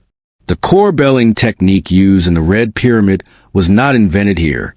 Earlier examples exist in Egyptian architecture, in massive tombs of the early dynastic period, in smaller structures where the corbelled principle was applied at a more modest scale. But the Red Pyramid is the most ambitious and most fully realized application of the technique that had yet been attempted. Its three chambers, rise into heights never previously achieved in internal pyramid construction, represent the technique pushed to a new limit and held there with precision. What makes this particularly significant is what it demonstrates about the builder's command of the physics involved. The corbelling technique only works if the amount of pyramid above each corbel course is sufficient to pin the inner end of the course in place. Get too close to the surface of the pyramid, too close to a region where there is little stone above the chamber, and the corbels lose the pinning weight they need. The chambers can only be located in positions where the surrounding mass of the pyramid is large enough to do the structural work required. This means the entire design of the pyramid, its base dimensions, its height, its angle, is linked to the possibility of the chambers inside it. A smaller pyramid might not have been able to sustain corbelled chambers of this height. A steeper pyramid, one built at 54 degrees, would have reached the same height with a smaller base. And a smaller base means less mass at the lower levels, less stone surrounding the lower chambers, less pinning weight available to hold the corbels in place. The 43-degree slope chosen before the first stone was laid, the careful, conservative, stability-first angle that Sneferu's engineers had earned through 2 disasters, created precisely the base dimensions and surrounding mass that made these chambers structurally possible. The exterior decisions and the interior achievements were not separate design problems. They were one design problem, solved together, before construction began. There is something else inside the Red Pyramid that nobody talks about because it requires no dramatic interpretation, only attention. The graffiti ancient Egyptian workers wrote on the stones. Not in formal hieroglyphics, not in the elaborate carved script of temples and inscribed monuments, but in the looser, faster script called hieratic, the cursive system that scribes and literate workers use for practical notation. Date marks, gang names, year counts, delivery records. On some of the interior blocks of the Red Pyramid, these marks survive, notations made by the people who placed the stones, left in the darkness of the pyramid's interior, sealed inside the structure from the moment construction advanced past that point. Nobody was meant to read these again. They were not messages to posterity. They were logistics, administrative records, an enormous organizational operation, captured in brief strokes of pigment on limestone, in the same casual way that a warehouse worker today might mark a box with a date and a batch number. And yet here they are, 4,500 years later, readable by scholars who understand the script, telling us things a formal record never bothered to say. That a particular section of the pyramid was laid in a particular year, that a particular work gang, named in the Egyptian tradition, something competitive and military sounding, the way sports teams name themselves today, was responsible for this course and this section. That the organizational apparatus of the Egyptian state was running in real time through the structure, tracking its own progress, recording its own history in passing, without any awareness that anyone would ever care. The men who made those marks did not know they were building the most important architectural stepping stone in the history of the ancient world. They were doing their job, placing stones, noting the date, moving to the next course. Their names in most cases are gone. Their gangs are known. Their years of service to this pyramid are inscribed faintly in the dark. And their work, the horizontal courses, the corbelled chambers, the 15 meters of soaring stone vault that has not moved since they finished it, outlasted everything. The pyramid they built, the pharaoh they built it for, the civilization that employed them, the religions that succeeded it, the empires that came after, the languages those empires spoke. The dynasties that rose and fell while the stone stood patient and read in the desert. All of that came and went. The chambers remained. Before we go any further, we need to talk about something. There is a story that attached itself to the pyramids a very long time ago and has proven extraordinarily difficult to dislodge despite the fact that the archaeological evidence contradicts it clearly and completely. The story is this. The pyramids were built by slaves, an enslaved population, driven by fear, by force, by the absolute power of a god king, who could spend human lives the way he spent limestone. The pyramids as the ultimate monument to cruelty, magnificent precisely because of the suffering they required. It is a powerful story. It is dramatically satisfying. It maps onto patterns of historical oppression that are real and documented elsewhere, and it is wrong. Not in a complicated, nuanced, partially right, partially wrong way. Wrong in the most straightforward archaeological sense. The physical evidence left behind by the people who built the pyramids does not support it. The evidence points to something considerably more complicated and, in certain ways, considerably more interesting. The pyramids were built by workers. Organized, fed, housed, medically supported, rotated in and out over seasons and years, their labor embedded in an elaborate system of state administration and religious obligation that is not well described by the word slavery, and not fully captured by the word voluntary either. They were human beings embedded in a society with its own values and its own logic, doing an enormous and physically punishing job within a framework that their culture told them was not just necessary, but cosmically essential. That distinction matters. Not to exonerate the pharaohs, who extracted this labor through the power structures of an absolute monarchy, but because understanding who actually built the pyramids and why, and under what conditions, is the only way to understand how the pyramids were actually possible. Here is the most important thing that archaeology tells us about the pyramid builders, the thing that cuts through mythology most completely. They were buried with care. Cemeteries associated with the pyramid workers at Giza, discovered and systematically excavated from the 1980s onward by teams led by Mark Lehner and Zahi Hawass, contain the graves of thousands of men and women whose bodies tell a detailed story. They were buried in proper tombs with grave goods, with the kind of funerary attention that the Egyptian worldview demanded for a spirit to complete its journey through death successfully. Slaves in ancient societies were not buried this way. Slaves were not buried at all, or were buried in mass graves with no individual attention. The Pyramid Builders Cemetery at Giza is a place of individual interments, organized, structured, prepared with effort and belief. These were people who mattered to society that employed them. They were not expendable. The physical evidence from the skeletons in these cemeteries adds layers to the picture that no written record could provide. The bones show the damage of hard labor, compressive injuries to the spine consistent with years of carrying heavy loads, joint degeneration in the knees and hips and shoulders of people who were not yet old when they died, but whose bodies have been ground down by the specific demands of construction work. Fractures, heel fractures, which is an important part, in bones that sustain the kind of injury you get when an enormous stone shifts unexpectedly and catches a human body that was standing too close. The heel fractures are the key detail. A healed fracture means a worker sustained a serious injury, received care sufficient to allow the bone to knit, and return to work. This is not consistent with a system that treated workers as disposable. Medical attention, rudimentary by modern standards, but genuine and organized, was part of the infrastructure of pyramid construction. The diet encoded in the bones reinforces this. Isotopic analysis of skeletal remains from pyramid worker cemeteries shows protein consumption at a level that would be impressive even by modern standards for a heavy laborer. The organizational records from the workers' village at Giza speak of industrial-scale meat production, cattle, sheep, and goats slaughtered in enormous quantities to feed the workforce.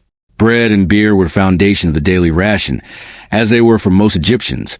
But the pyramid builders received more and better food than the average agricultural worker of their era. Why? Because the work demanded it. Hauling stone is metabolically expensive. Moving multi-ton blocks across prepared surfaces, climbing ramps under load, quarrying with copper tools in the heat of the Egyptian plateau. This is a kind of work that burns thousands of calories a day and breaks the body of anyone not adequately fueled. The administrators who ran these projects understood, through practical observation if nothing else, that a poorly fed worker is a slow worker and an injured worker, and that the project required neither. The organizational structure of the workforce was layered and formal.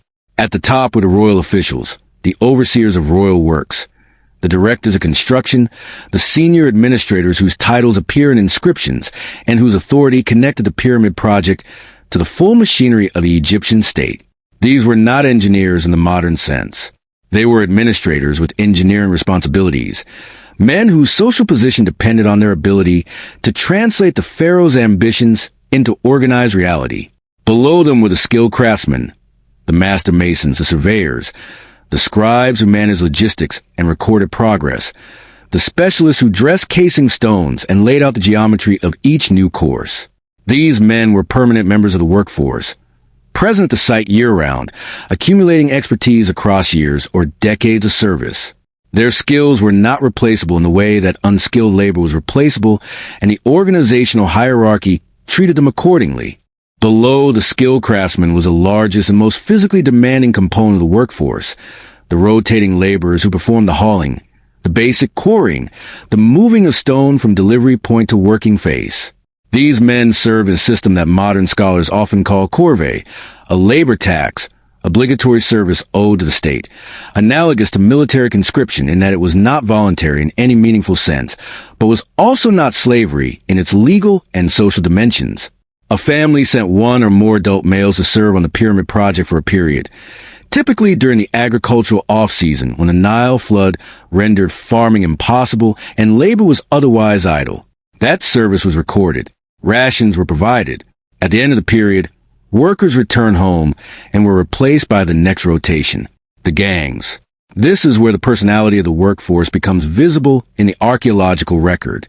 The rotating laborers were organized into named teams, called gangs or fills in scholarly literature, and these teams took names that their members chose with enthusiasm that 5,000 years has not entirely dimmed. At Giza, evidence survives of gang names like Friends of Khufu and Drunkards of Menkaure.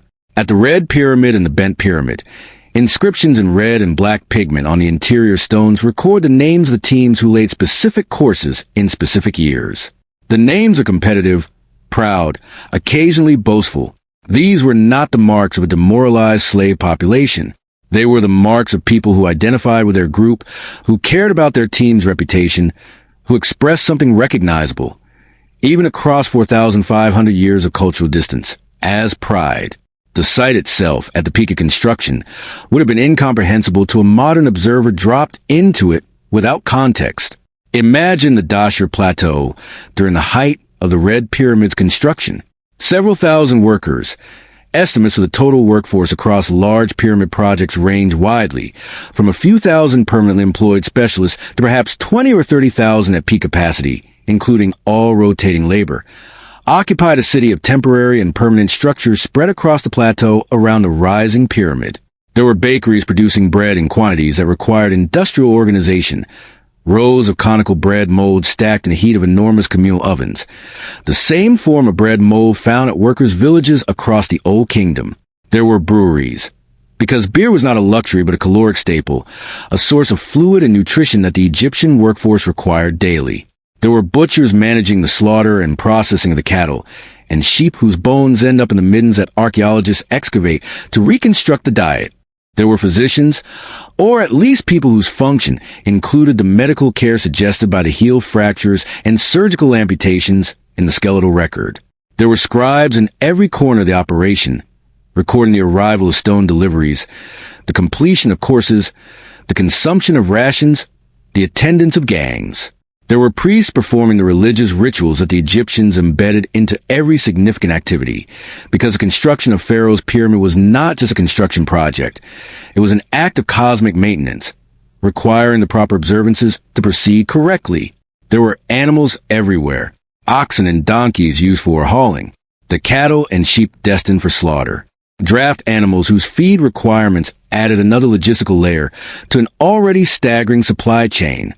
And over everything, the dust, limestone dust from the quarrying, limestone dust from the dressing of casing stones, limestone dust rising from the sledge tracks as blocks were dragged from delivery points to working positions, a perpetual pale haze sitting over the entire operation, settling on the workers' skin and clothing and food, working its way into their lungs over years and decades of service.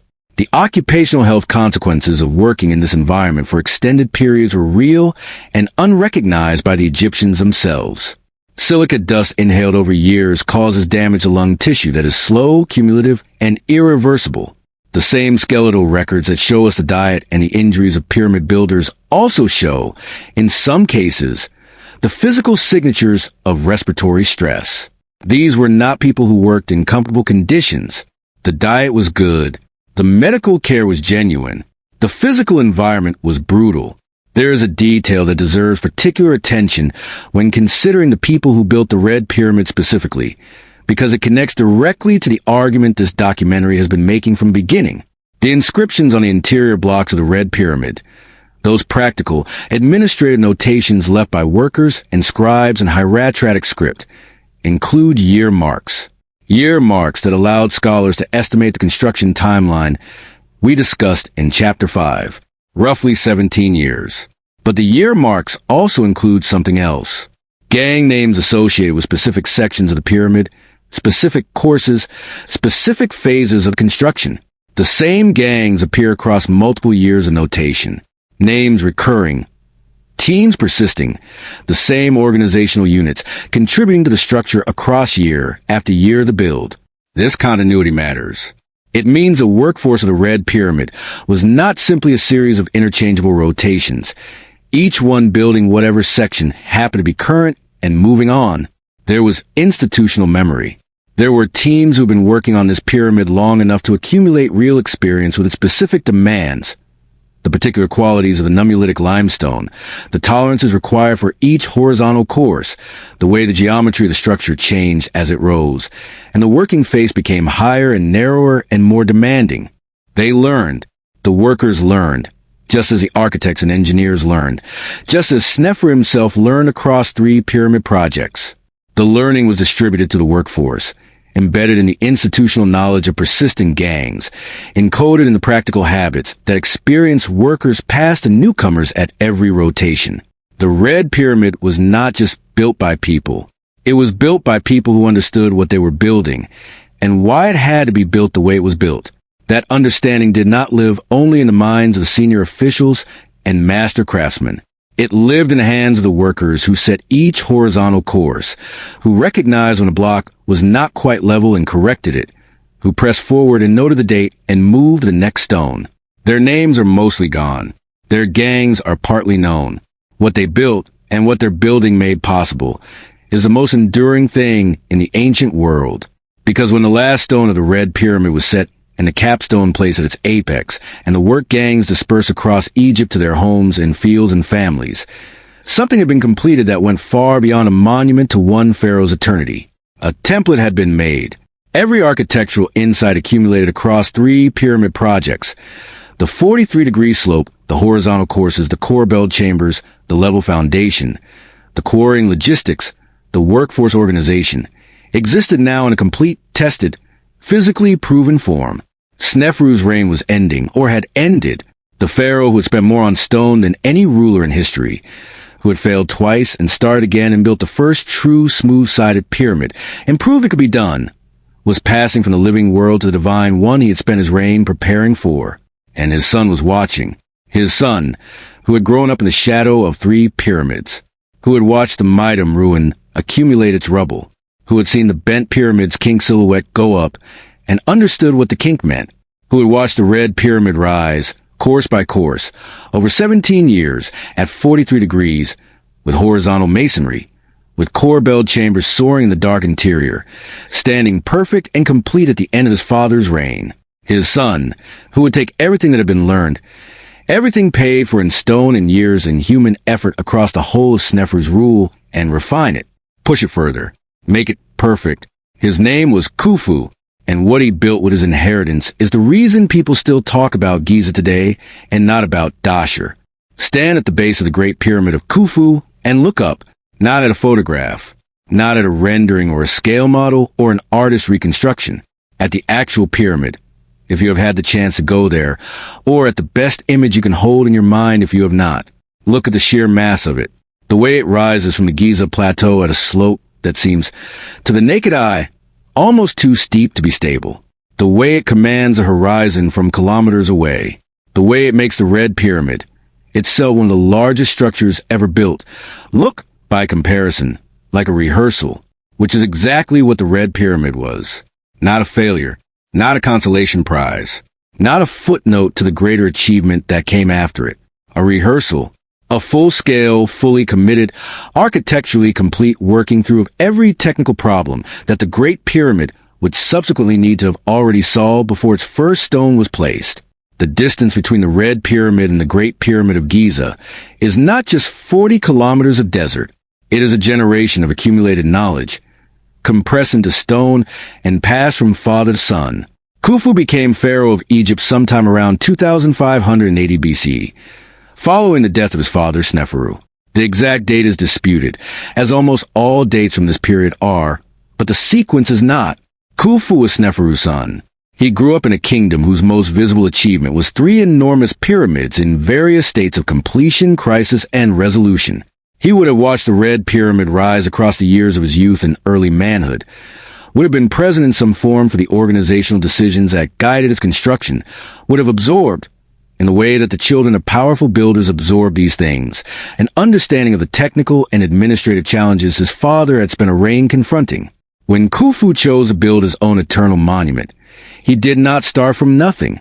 He started from everything his father had learned, at such enormous expense, across 3 separate projects. He also chose a different site. Dahshur had served Sneferu well enough, but Giza offered something Dahshur could not match. The Giza Plateau is a long ridge of hard, dense nummulitic limestone rising steeply above the western bank of the Nile, visible from enormous distances in every direction, commanding the landscape in a way that Dahshur, flatter, lower, less imposing in its natural topography, simply did not. Building here meant that the monument would dominate the horizon of the ancient Egyptian world. It would be seen from the river, from the agricultural fields, from the desert edge, from the approaches to Memphis. The bedrock at Giza was also excellent. Hard, dense, capable of bearing enormous loads without the kind of subsidence that had contributed to the structural crises at the Bent Pyramid. Khufu's engineers surveyed the site, understood what they were working with, and designed their project accordingly. The first decision they made, the decision that tells you everything about what they had inherited from Sneferu, was a foundation preparation.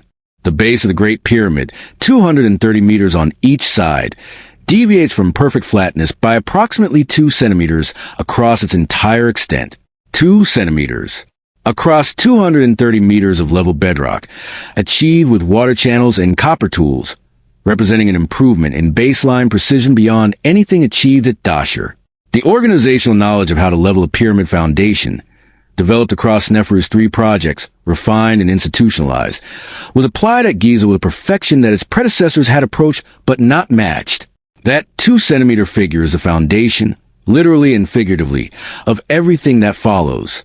Now here's the thing that requires explanation, because it seems at first to contradict the entire argument this documentary has been making. The Great Pyramid of Khufu is built at 51 degrees and 52 minutes. Steeper than the Red Pyramid's 43 degrees. Steeper, in fact, than the original angle of the Bent Pyramid before the structural crisis forced its reduction. Steeper than anything Sneferu's engineers had successfully sustained on a smooth-sided pyramid for the full height of the structure. If the great lesson of the Red Pyramid was at 43 degrees was a stable, safe, structurally sound choice, the angle selected to prevent the disasters at steeper slopes it caused, how did Khufu's engineers build steeper and not fail? The answer to that question is the most important thing this chapter has to say. They built steeper because they now understood exactly what steeper required. 43 degrees was not a universal truth about pyramid construction. It was a conservative choice made under conditions of uncertainty, by engineers who understood what had gone wrong before, but could not yet fully predict with confidence what would happen next. The 43-degree slope was the angle that the available evidence at the time of the Red Pyramid's construction gave Sneferu's builders sufficient reason to trust. At Giza, the uncertainty was gone. Khufu's engineers had a complete record of 3 pyramid projects. They had the Red Pyramid standing intact, demonstrating exactly what the 43-degree slope with horizontal courses could sustain. They had the Bent Pyramid demonstrating what had gone wrong at 54 degrees, and what the correction to 43 had stabilized. They had the technical inheritance of every lesson from every failure, encoded not just in theory but in physical, standing, measurable structures they could study and measure and learn from. With that complete record, they could calibrate with a precision that Sneferu never had. They could say, with engineered confidence rather than cautious hope, we understand the forces. We understand what the horizontal courses do. We understand the relationship between slope and outward thrust. We understand what the foundation must provide. At 51 degrees, with horizontal masonry, with the precise quarrying and placement methods we have inherited and refined, we can build this. And they could. Mastery, in engineering as in everything else, allows you to approach the limits more confidently than ignorance does. Sneferu chose 43 degrees because he needed safety margin. Khufu chose 51 degrees because he understood exactly where the safety margin was and could build right up to it without crossing it. The direct technical connections between the Red Pyramid and the Great Pyramid are not abstractions. They are visible, specific, and architectural. The horizontal courses are the most fundamental. Walk around the base of the Great Pyramid today, and the course lines are clearly visible in exposed core masonry. Horizontal layers of limestone, flat level, stacked squarely on top of one another. The same orientation, the same structural logic, the same rejection of angle courses that had generated outward thrust in the earlier attempts. Every block in the Great Pyramid is flat on the block below it, the weight pressing directly downward. The horizontal plane maintained across a structure vastly larger than the Red Pyramid that established the principle. Then there's the interior, the Grand Gallery. The Grand Gallery of the Great Pyramid is one of the most remarkable spaces in the ancient world. It is a long, ascending passage running to the heart of the pyramid, 47 meters long, rising at a steep angle toward the king's chamber at the pyramid's core. And its ceiling is corbelled, rising in 9 steps on each side, each course projecting inward beyond the course below it. The corbelled ceiling of the Grand Gallery climbs approximately 8.5 meters above the gallery floor, directly descended, in its structural logic, from the corbelled chambers of the Red Pyramid. The same technique, the same principle, the same reliance on the weight of the surrounding pyramid to pin each corbel's inner end in place and allow the outer end to project safely over the open space below. It is not an homage. It is not a stylistic reference.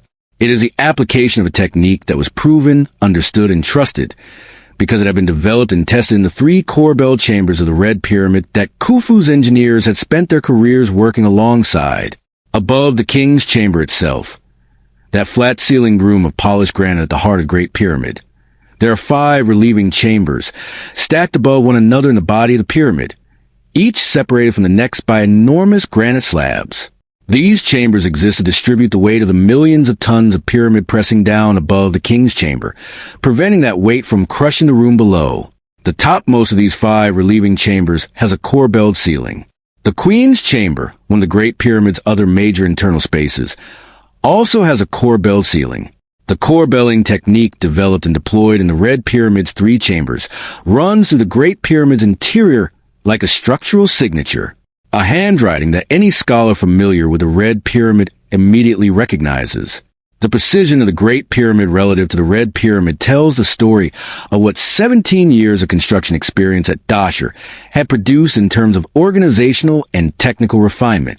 The Red Pyramid's base is accurate to within roughly 20 centimeters across its 220-meter extent. Impressive, genuinely impressive for a project of this scale with these tools. The Great Pyramid's base is accurate to within approximately 2 centimeters across a base that is 10 meters longer on each side. The Red Pyramid's faces are aligned to the cardinal directions with reasonable accuracy.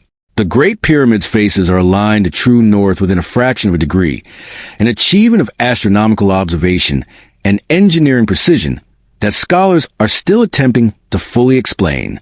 The angle of the Great Pyramid's faces, maintained across a height of 146 meters, deviates from the intended slope by a margin so small it is barely measurable with modern instruments. Each of these achievements represents an improvement over the Red Pyramid, built by the same civilization's immediate successors, drawing on the same quarries and the same organizational traditions. They are improvements made possible by the institutional knowledge that Sneferu's 3 pyramid projects accumulated and the Red Pyramid's completion crystallized. The Great Pyramid did not arrive from nowhere. It arrived from Dahshur. Khufu's pyramid was not the end of the story, even at Giza. It was the first of 3. His son, Khufu, built the second pyramid on the plateau. At 53 degrees, almost as steep as the original catastrophic angle of the bent pyramid's lower courses.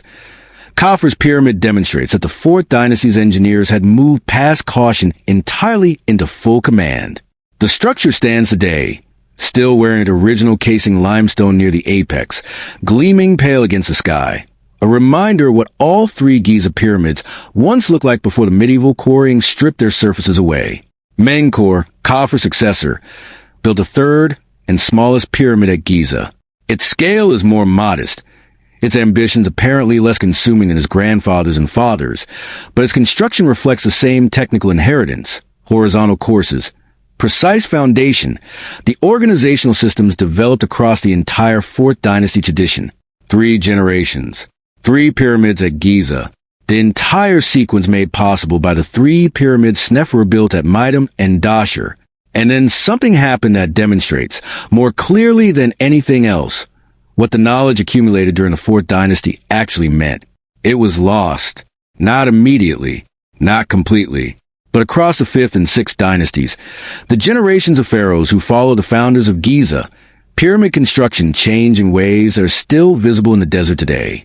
The 5th dynasty pharaohs built their pyramids with smaller blocks, with rubble filled between the outer facing and the inner core, with construction methods that were less demanding of precision, less expensive in material and labor, less committed to the painstaking horizontal courses, and carefully prepared foundations that had defined the 4th dynasty's approach.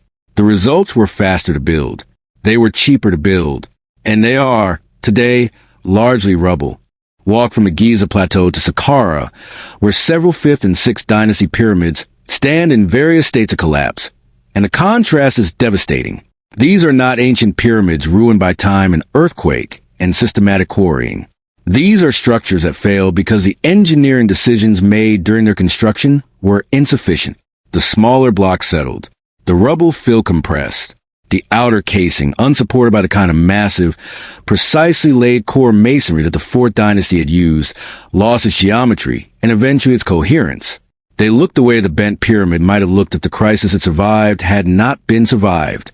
The 4th dynasty pyramid stand. Khufu's pyramid stands. Khufu's pyramid stands. The Red Pyramid stands, 4,500 years after its last stone was placed, as solid and as geometrically coherent as any structure built in the ancient world. The 5th dynasty pyramids, built a century after the Red Pyramid, are mostly piles of rubble. The knowledge that made the difference between these outcomes was specific, hard-won, and apparently not fully transferable through tradition alone. It had to be rebuilt from experience when it was needed at the Red Pyramid. It was passed forward intact to Giza.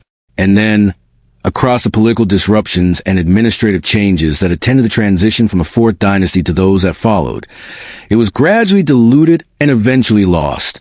The Old Kingdom as a whole eventually collapsed around 2100 BC, a period of political fragmentation, climatic stress, and administrative breakdown that historians call the First Intermediate Period. Egypt survived and rebuilt, as it always did, but the age of the Great Smooth-Sided Pyramid was over. It had lasted barely a century and a half from Sneferu's first attempt at Meidum to completion of Menkaur's pyramid at Giza. 150 years in which a civilization figured out how to build something that had never been built before, build it better with each generation, reached an apex of technical perfection at Giza that has never been matched since, and then could not maintain the specific organizational and engineering knowledge required to sustain it. The Red Pyramid is the precise middle point of that arc. The moment when failure was behind and perfection was ahead. The moment when everything that had gone wrong had been addressed and everything that would be achieved was made possible. There is a particular kind of monument that history tends to overlook, not because it is small or insignificant, but because what it did was create the conditions for something else's greatness. The bridge that made the crossing possible. The laboratory where the principle was proven. The rehearsal that made the performance achievable. These monuments exist in the shadow of their own consequences. Their success is measured not in the attention they received, but in the achievements they enabled. Their story is the story of the thing that came after them, which means their own story is rarely told. The Red Pyramid is that kind of monument. 40 kilometers south of Giza, in a stretch of desert that most tourists never reach. It stands in its stripped, reddish-brown completeness, roughly the same shape it has occupied since Sneferu's reign ended. Its horizontal course is still level, its corbelled chamber still soaring in the darkness inside. It does not have the fame of the Great Pyramid. It does not have the mystery of the Sphinx or the damaged grandeur of the bent pyramid's kink silhouette. It does not appear on currency or in the logo of any broadcasting organization or on the cover of any thriller novel set in the ancient world. What it has is a truth, a plain, structural, architectural truth that becomes more extraordinary the longer you look at it. Without this pyramid built here at this angle, with these courses, containing these chambers, standing on this level foundation, the Great Pyramid of Giza is not built, not in the form we know it, not with the precision we have measured, not with the internal architecture we have explored, not in the reign of Khufu or any subsequent pharaoh of the Fourth Dynasty. The Great Pyramid required the knowledge that the Red Pyramid proved could be obtained, and it was obtained the only way that kind of knowledge is ever obtained, through failure, through correction, through a particular kind of stubbornness that looks, from the outside, like either madness or destiny, and from the inside feels like neither. It just feels like refusing to stop. The man who refused to stop was Sneferu, and the monument that his refusal made possible is not in Giza. It is in Dahshur, standing in the desert, reddish-brown against the pale sky, waiting for someone to tell its story. We have a particular mythology about genius. In that mythology, greatness arrives whole. The great architect sees the finished building before the first stone is placed. The great composer hears the symphony complete before the first note is written. The great engineer understands a solution before the problem has fully announced itself. Genius, in this story, is a miraculous ability to skip the part where you don't know yet, to arrive at mastery without having to pay the price of ignorance. The Red Pyramid does not tell that story. The Red Pyramid tells the only other story there is. A pharaoh came to the throne with an ambition that was perfectly clear and a method that was fatally incomplete. He knew what he wanted to build. He had no idea how to build it, and the only way to find out was to try. The first attempt failed. The outer shell came down and the rubble spread across the plateau at Meidum, and whatever humiliation or grief or administrative crisis attended that failure, whatever it cost personally and politically and spiritually for a god king to watch his eternal monument accumulate into a debris field, it did not stop him. He started again. The second attempt nearly failed. The cracks appeared and the timber shores went up and the western entrance was cut, and the angle was changed mid-structure, and the resulting monument wore its crisis on its face for all of Egypt to see, a kink in the silhouette visible from kilometers away, an advertisement of the gap between what was attempted and what was achieved. He started again. The third attempt did not fail. Not because the third attempt was divinely inspired. Not because some knowledge arrived from outside the grinding sequence of effort and disaster and correction. The third attempt succeeded because the first two attempts had existed. Because the rubble at Meidum and the kink at Dahshur had each extracted, at enormous cost, a piece of knowledge that could not have been obtained any other way. Because Sneferu was the kind of person who could absorb failure after failure and not stop, not from stubbornness, or not only from stubbornness, but from something deeper, from the refusal to let what he did not yet know become a reason to stop asking the question. That is the story the Red Pyramid tells. And it is not a comfortable story if you believe that mastery is a gift. It is a very clarifying story if you believe mastery is an outcome. Think about what Sneferu actually did across his reign. He moved more stone than any other pharaoh in Egyptian history. He launched 3 separate pyramid projects, each one enormous, each one consuming years of his kingdom's resources and organizational capacity. He failed visibly and expensively at least twice. He kept going, and at the end of it, after all of that investment and failure and correction and renewed beginning, he built something that had never existed before in the history of the world. Not just a pyramid, the first pyramid that truly worked. The first smooth-sided, geometrically sound, structurally stable, precisely angled, corbelled interior pyramid that stood intact on the day of its completion and has continued to stand for over 4,500 years since. His son used that knowledge to build Giza. Khufu gets the crowds. Khufu gets the wonder. Khufu gets the place on every list of the greatest achievements of the ancient world. The Great Pyramid of Giza is one of the most recognized objects in human history, and it was made possible by a pharaoh most people have never heard of. This is not unusual.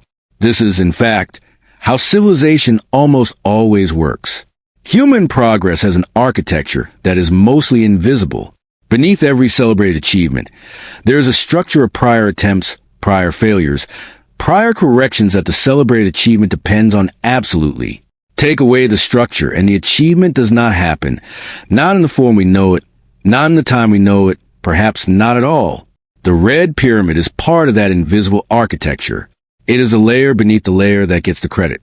It is the proof of concept that allowed the Great Pyramid to be conceived with confidence rather than hope. It is the place where the knowledge was paid for that Giza spent. We have given it almost none of the attention we give to what it made possible. That is not a criticism of anyone in particular. It is simply a pattern that repeats across every field of human endeavor. We celebrate the finished symphony, not the failed drafts. We remember the battle won, not the training ground where the losing prepared the winning. We stand at Giza and feel the full weight of ancient achievement and do not ask, not often enough, not with enough curiosity, what stands 40 kilometers to the south, in the desert, slightly less tall, considerably less famous, absolutely essential. Sneferu himself is barely present in the historical record as a human being. His face appears in a few surviving reliefs, formal and serene, holding the ceremonial postures of divine kingship. His name appears in the inscriptions his builders left behind, in the quarry marks and the administrative notations and the formal dedications of valley temples. His legacy appears most completely not in any text about him, but in the stone his civilization built after him. He did not live to see the Great Pyramid. His son built that. Whatever Sneferu experienced in his own reign was 3 pyramid projects, 2 of them scarred by failure, 1 of them finished and complete and correct in every dimension that mattered. Whether he knew, standing before the completed Red Pyramid in the last years of his life, that he had done something no one before him had ever done, whether he understood the magnitude of what the 3rd attempt had finally achieved after everything the first 2 had cost, is not something the record tells us. What the record tells us is the pyramid itself, still standing. Its horizontal courses still level after 4,500 years. Its corbelled chamber still rising in the darkness inside, the ceiling undisturbed since the last stone was placed. Its 43-degree faces still meeting the desert sky at exactly the angle chosen, deliberately and with full understanding of why that angle and no other before the first stone was laid. It has outlasted everything. The civilization that built it, the religion that required it, the empire that succeeded it, the languages spoken by the people who stripped its casing from medieval construction projects, the specific technical knowledge that it took so much failure to obtain. All of that is gone. The pyramid remains. There is a moment. If you visit the Red Pyramid on a quiet day when the tour buses have not arrived, when you can stand alone at the base of the north face and look up at the exposed reddish-brown core masonry rising above you, course after horizontal course, and the desert is silent, and the sky is very large, and the stone in front of you is older than almost anything your civilization has made, and something about the scale and the silence and the sheer accumulated patience of all that stone reaches you in a way that argument and analysis cannot. In that moment, you are not standing in front of a famous monument. You are standing in front of the proof of something. The proof that the path from ignorance to mastery is a path, not a shortcut. That it runs through failure, and through the willingness to begin again after failure, and through the slow, grinding, expensive accumulation of understanding that only the attempt can generate. That the greatest things human beings have ever built were not built despite the disasters that preceded them. They were built because of them. The Great Pyramid of Giza stands at the end of that path. The Red Pyramid is the path.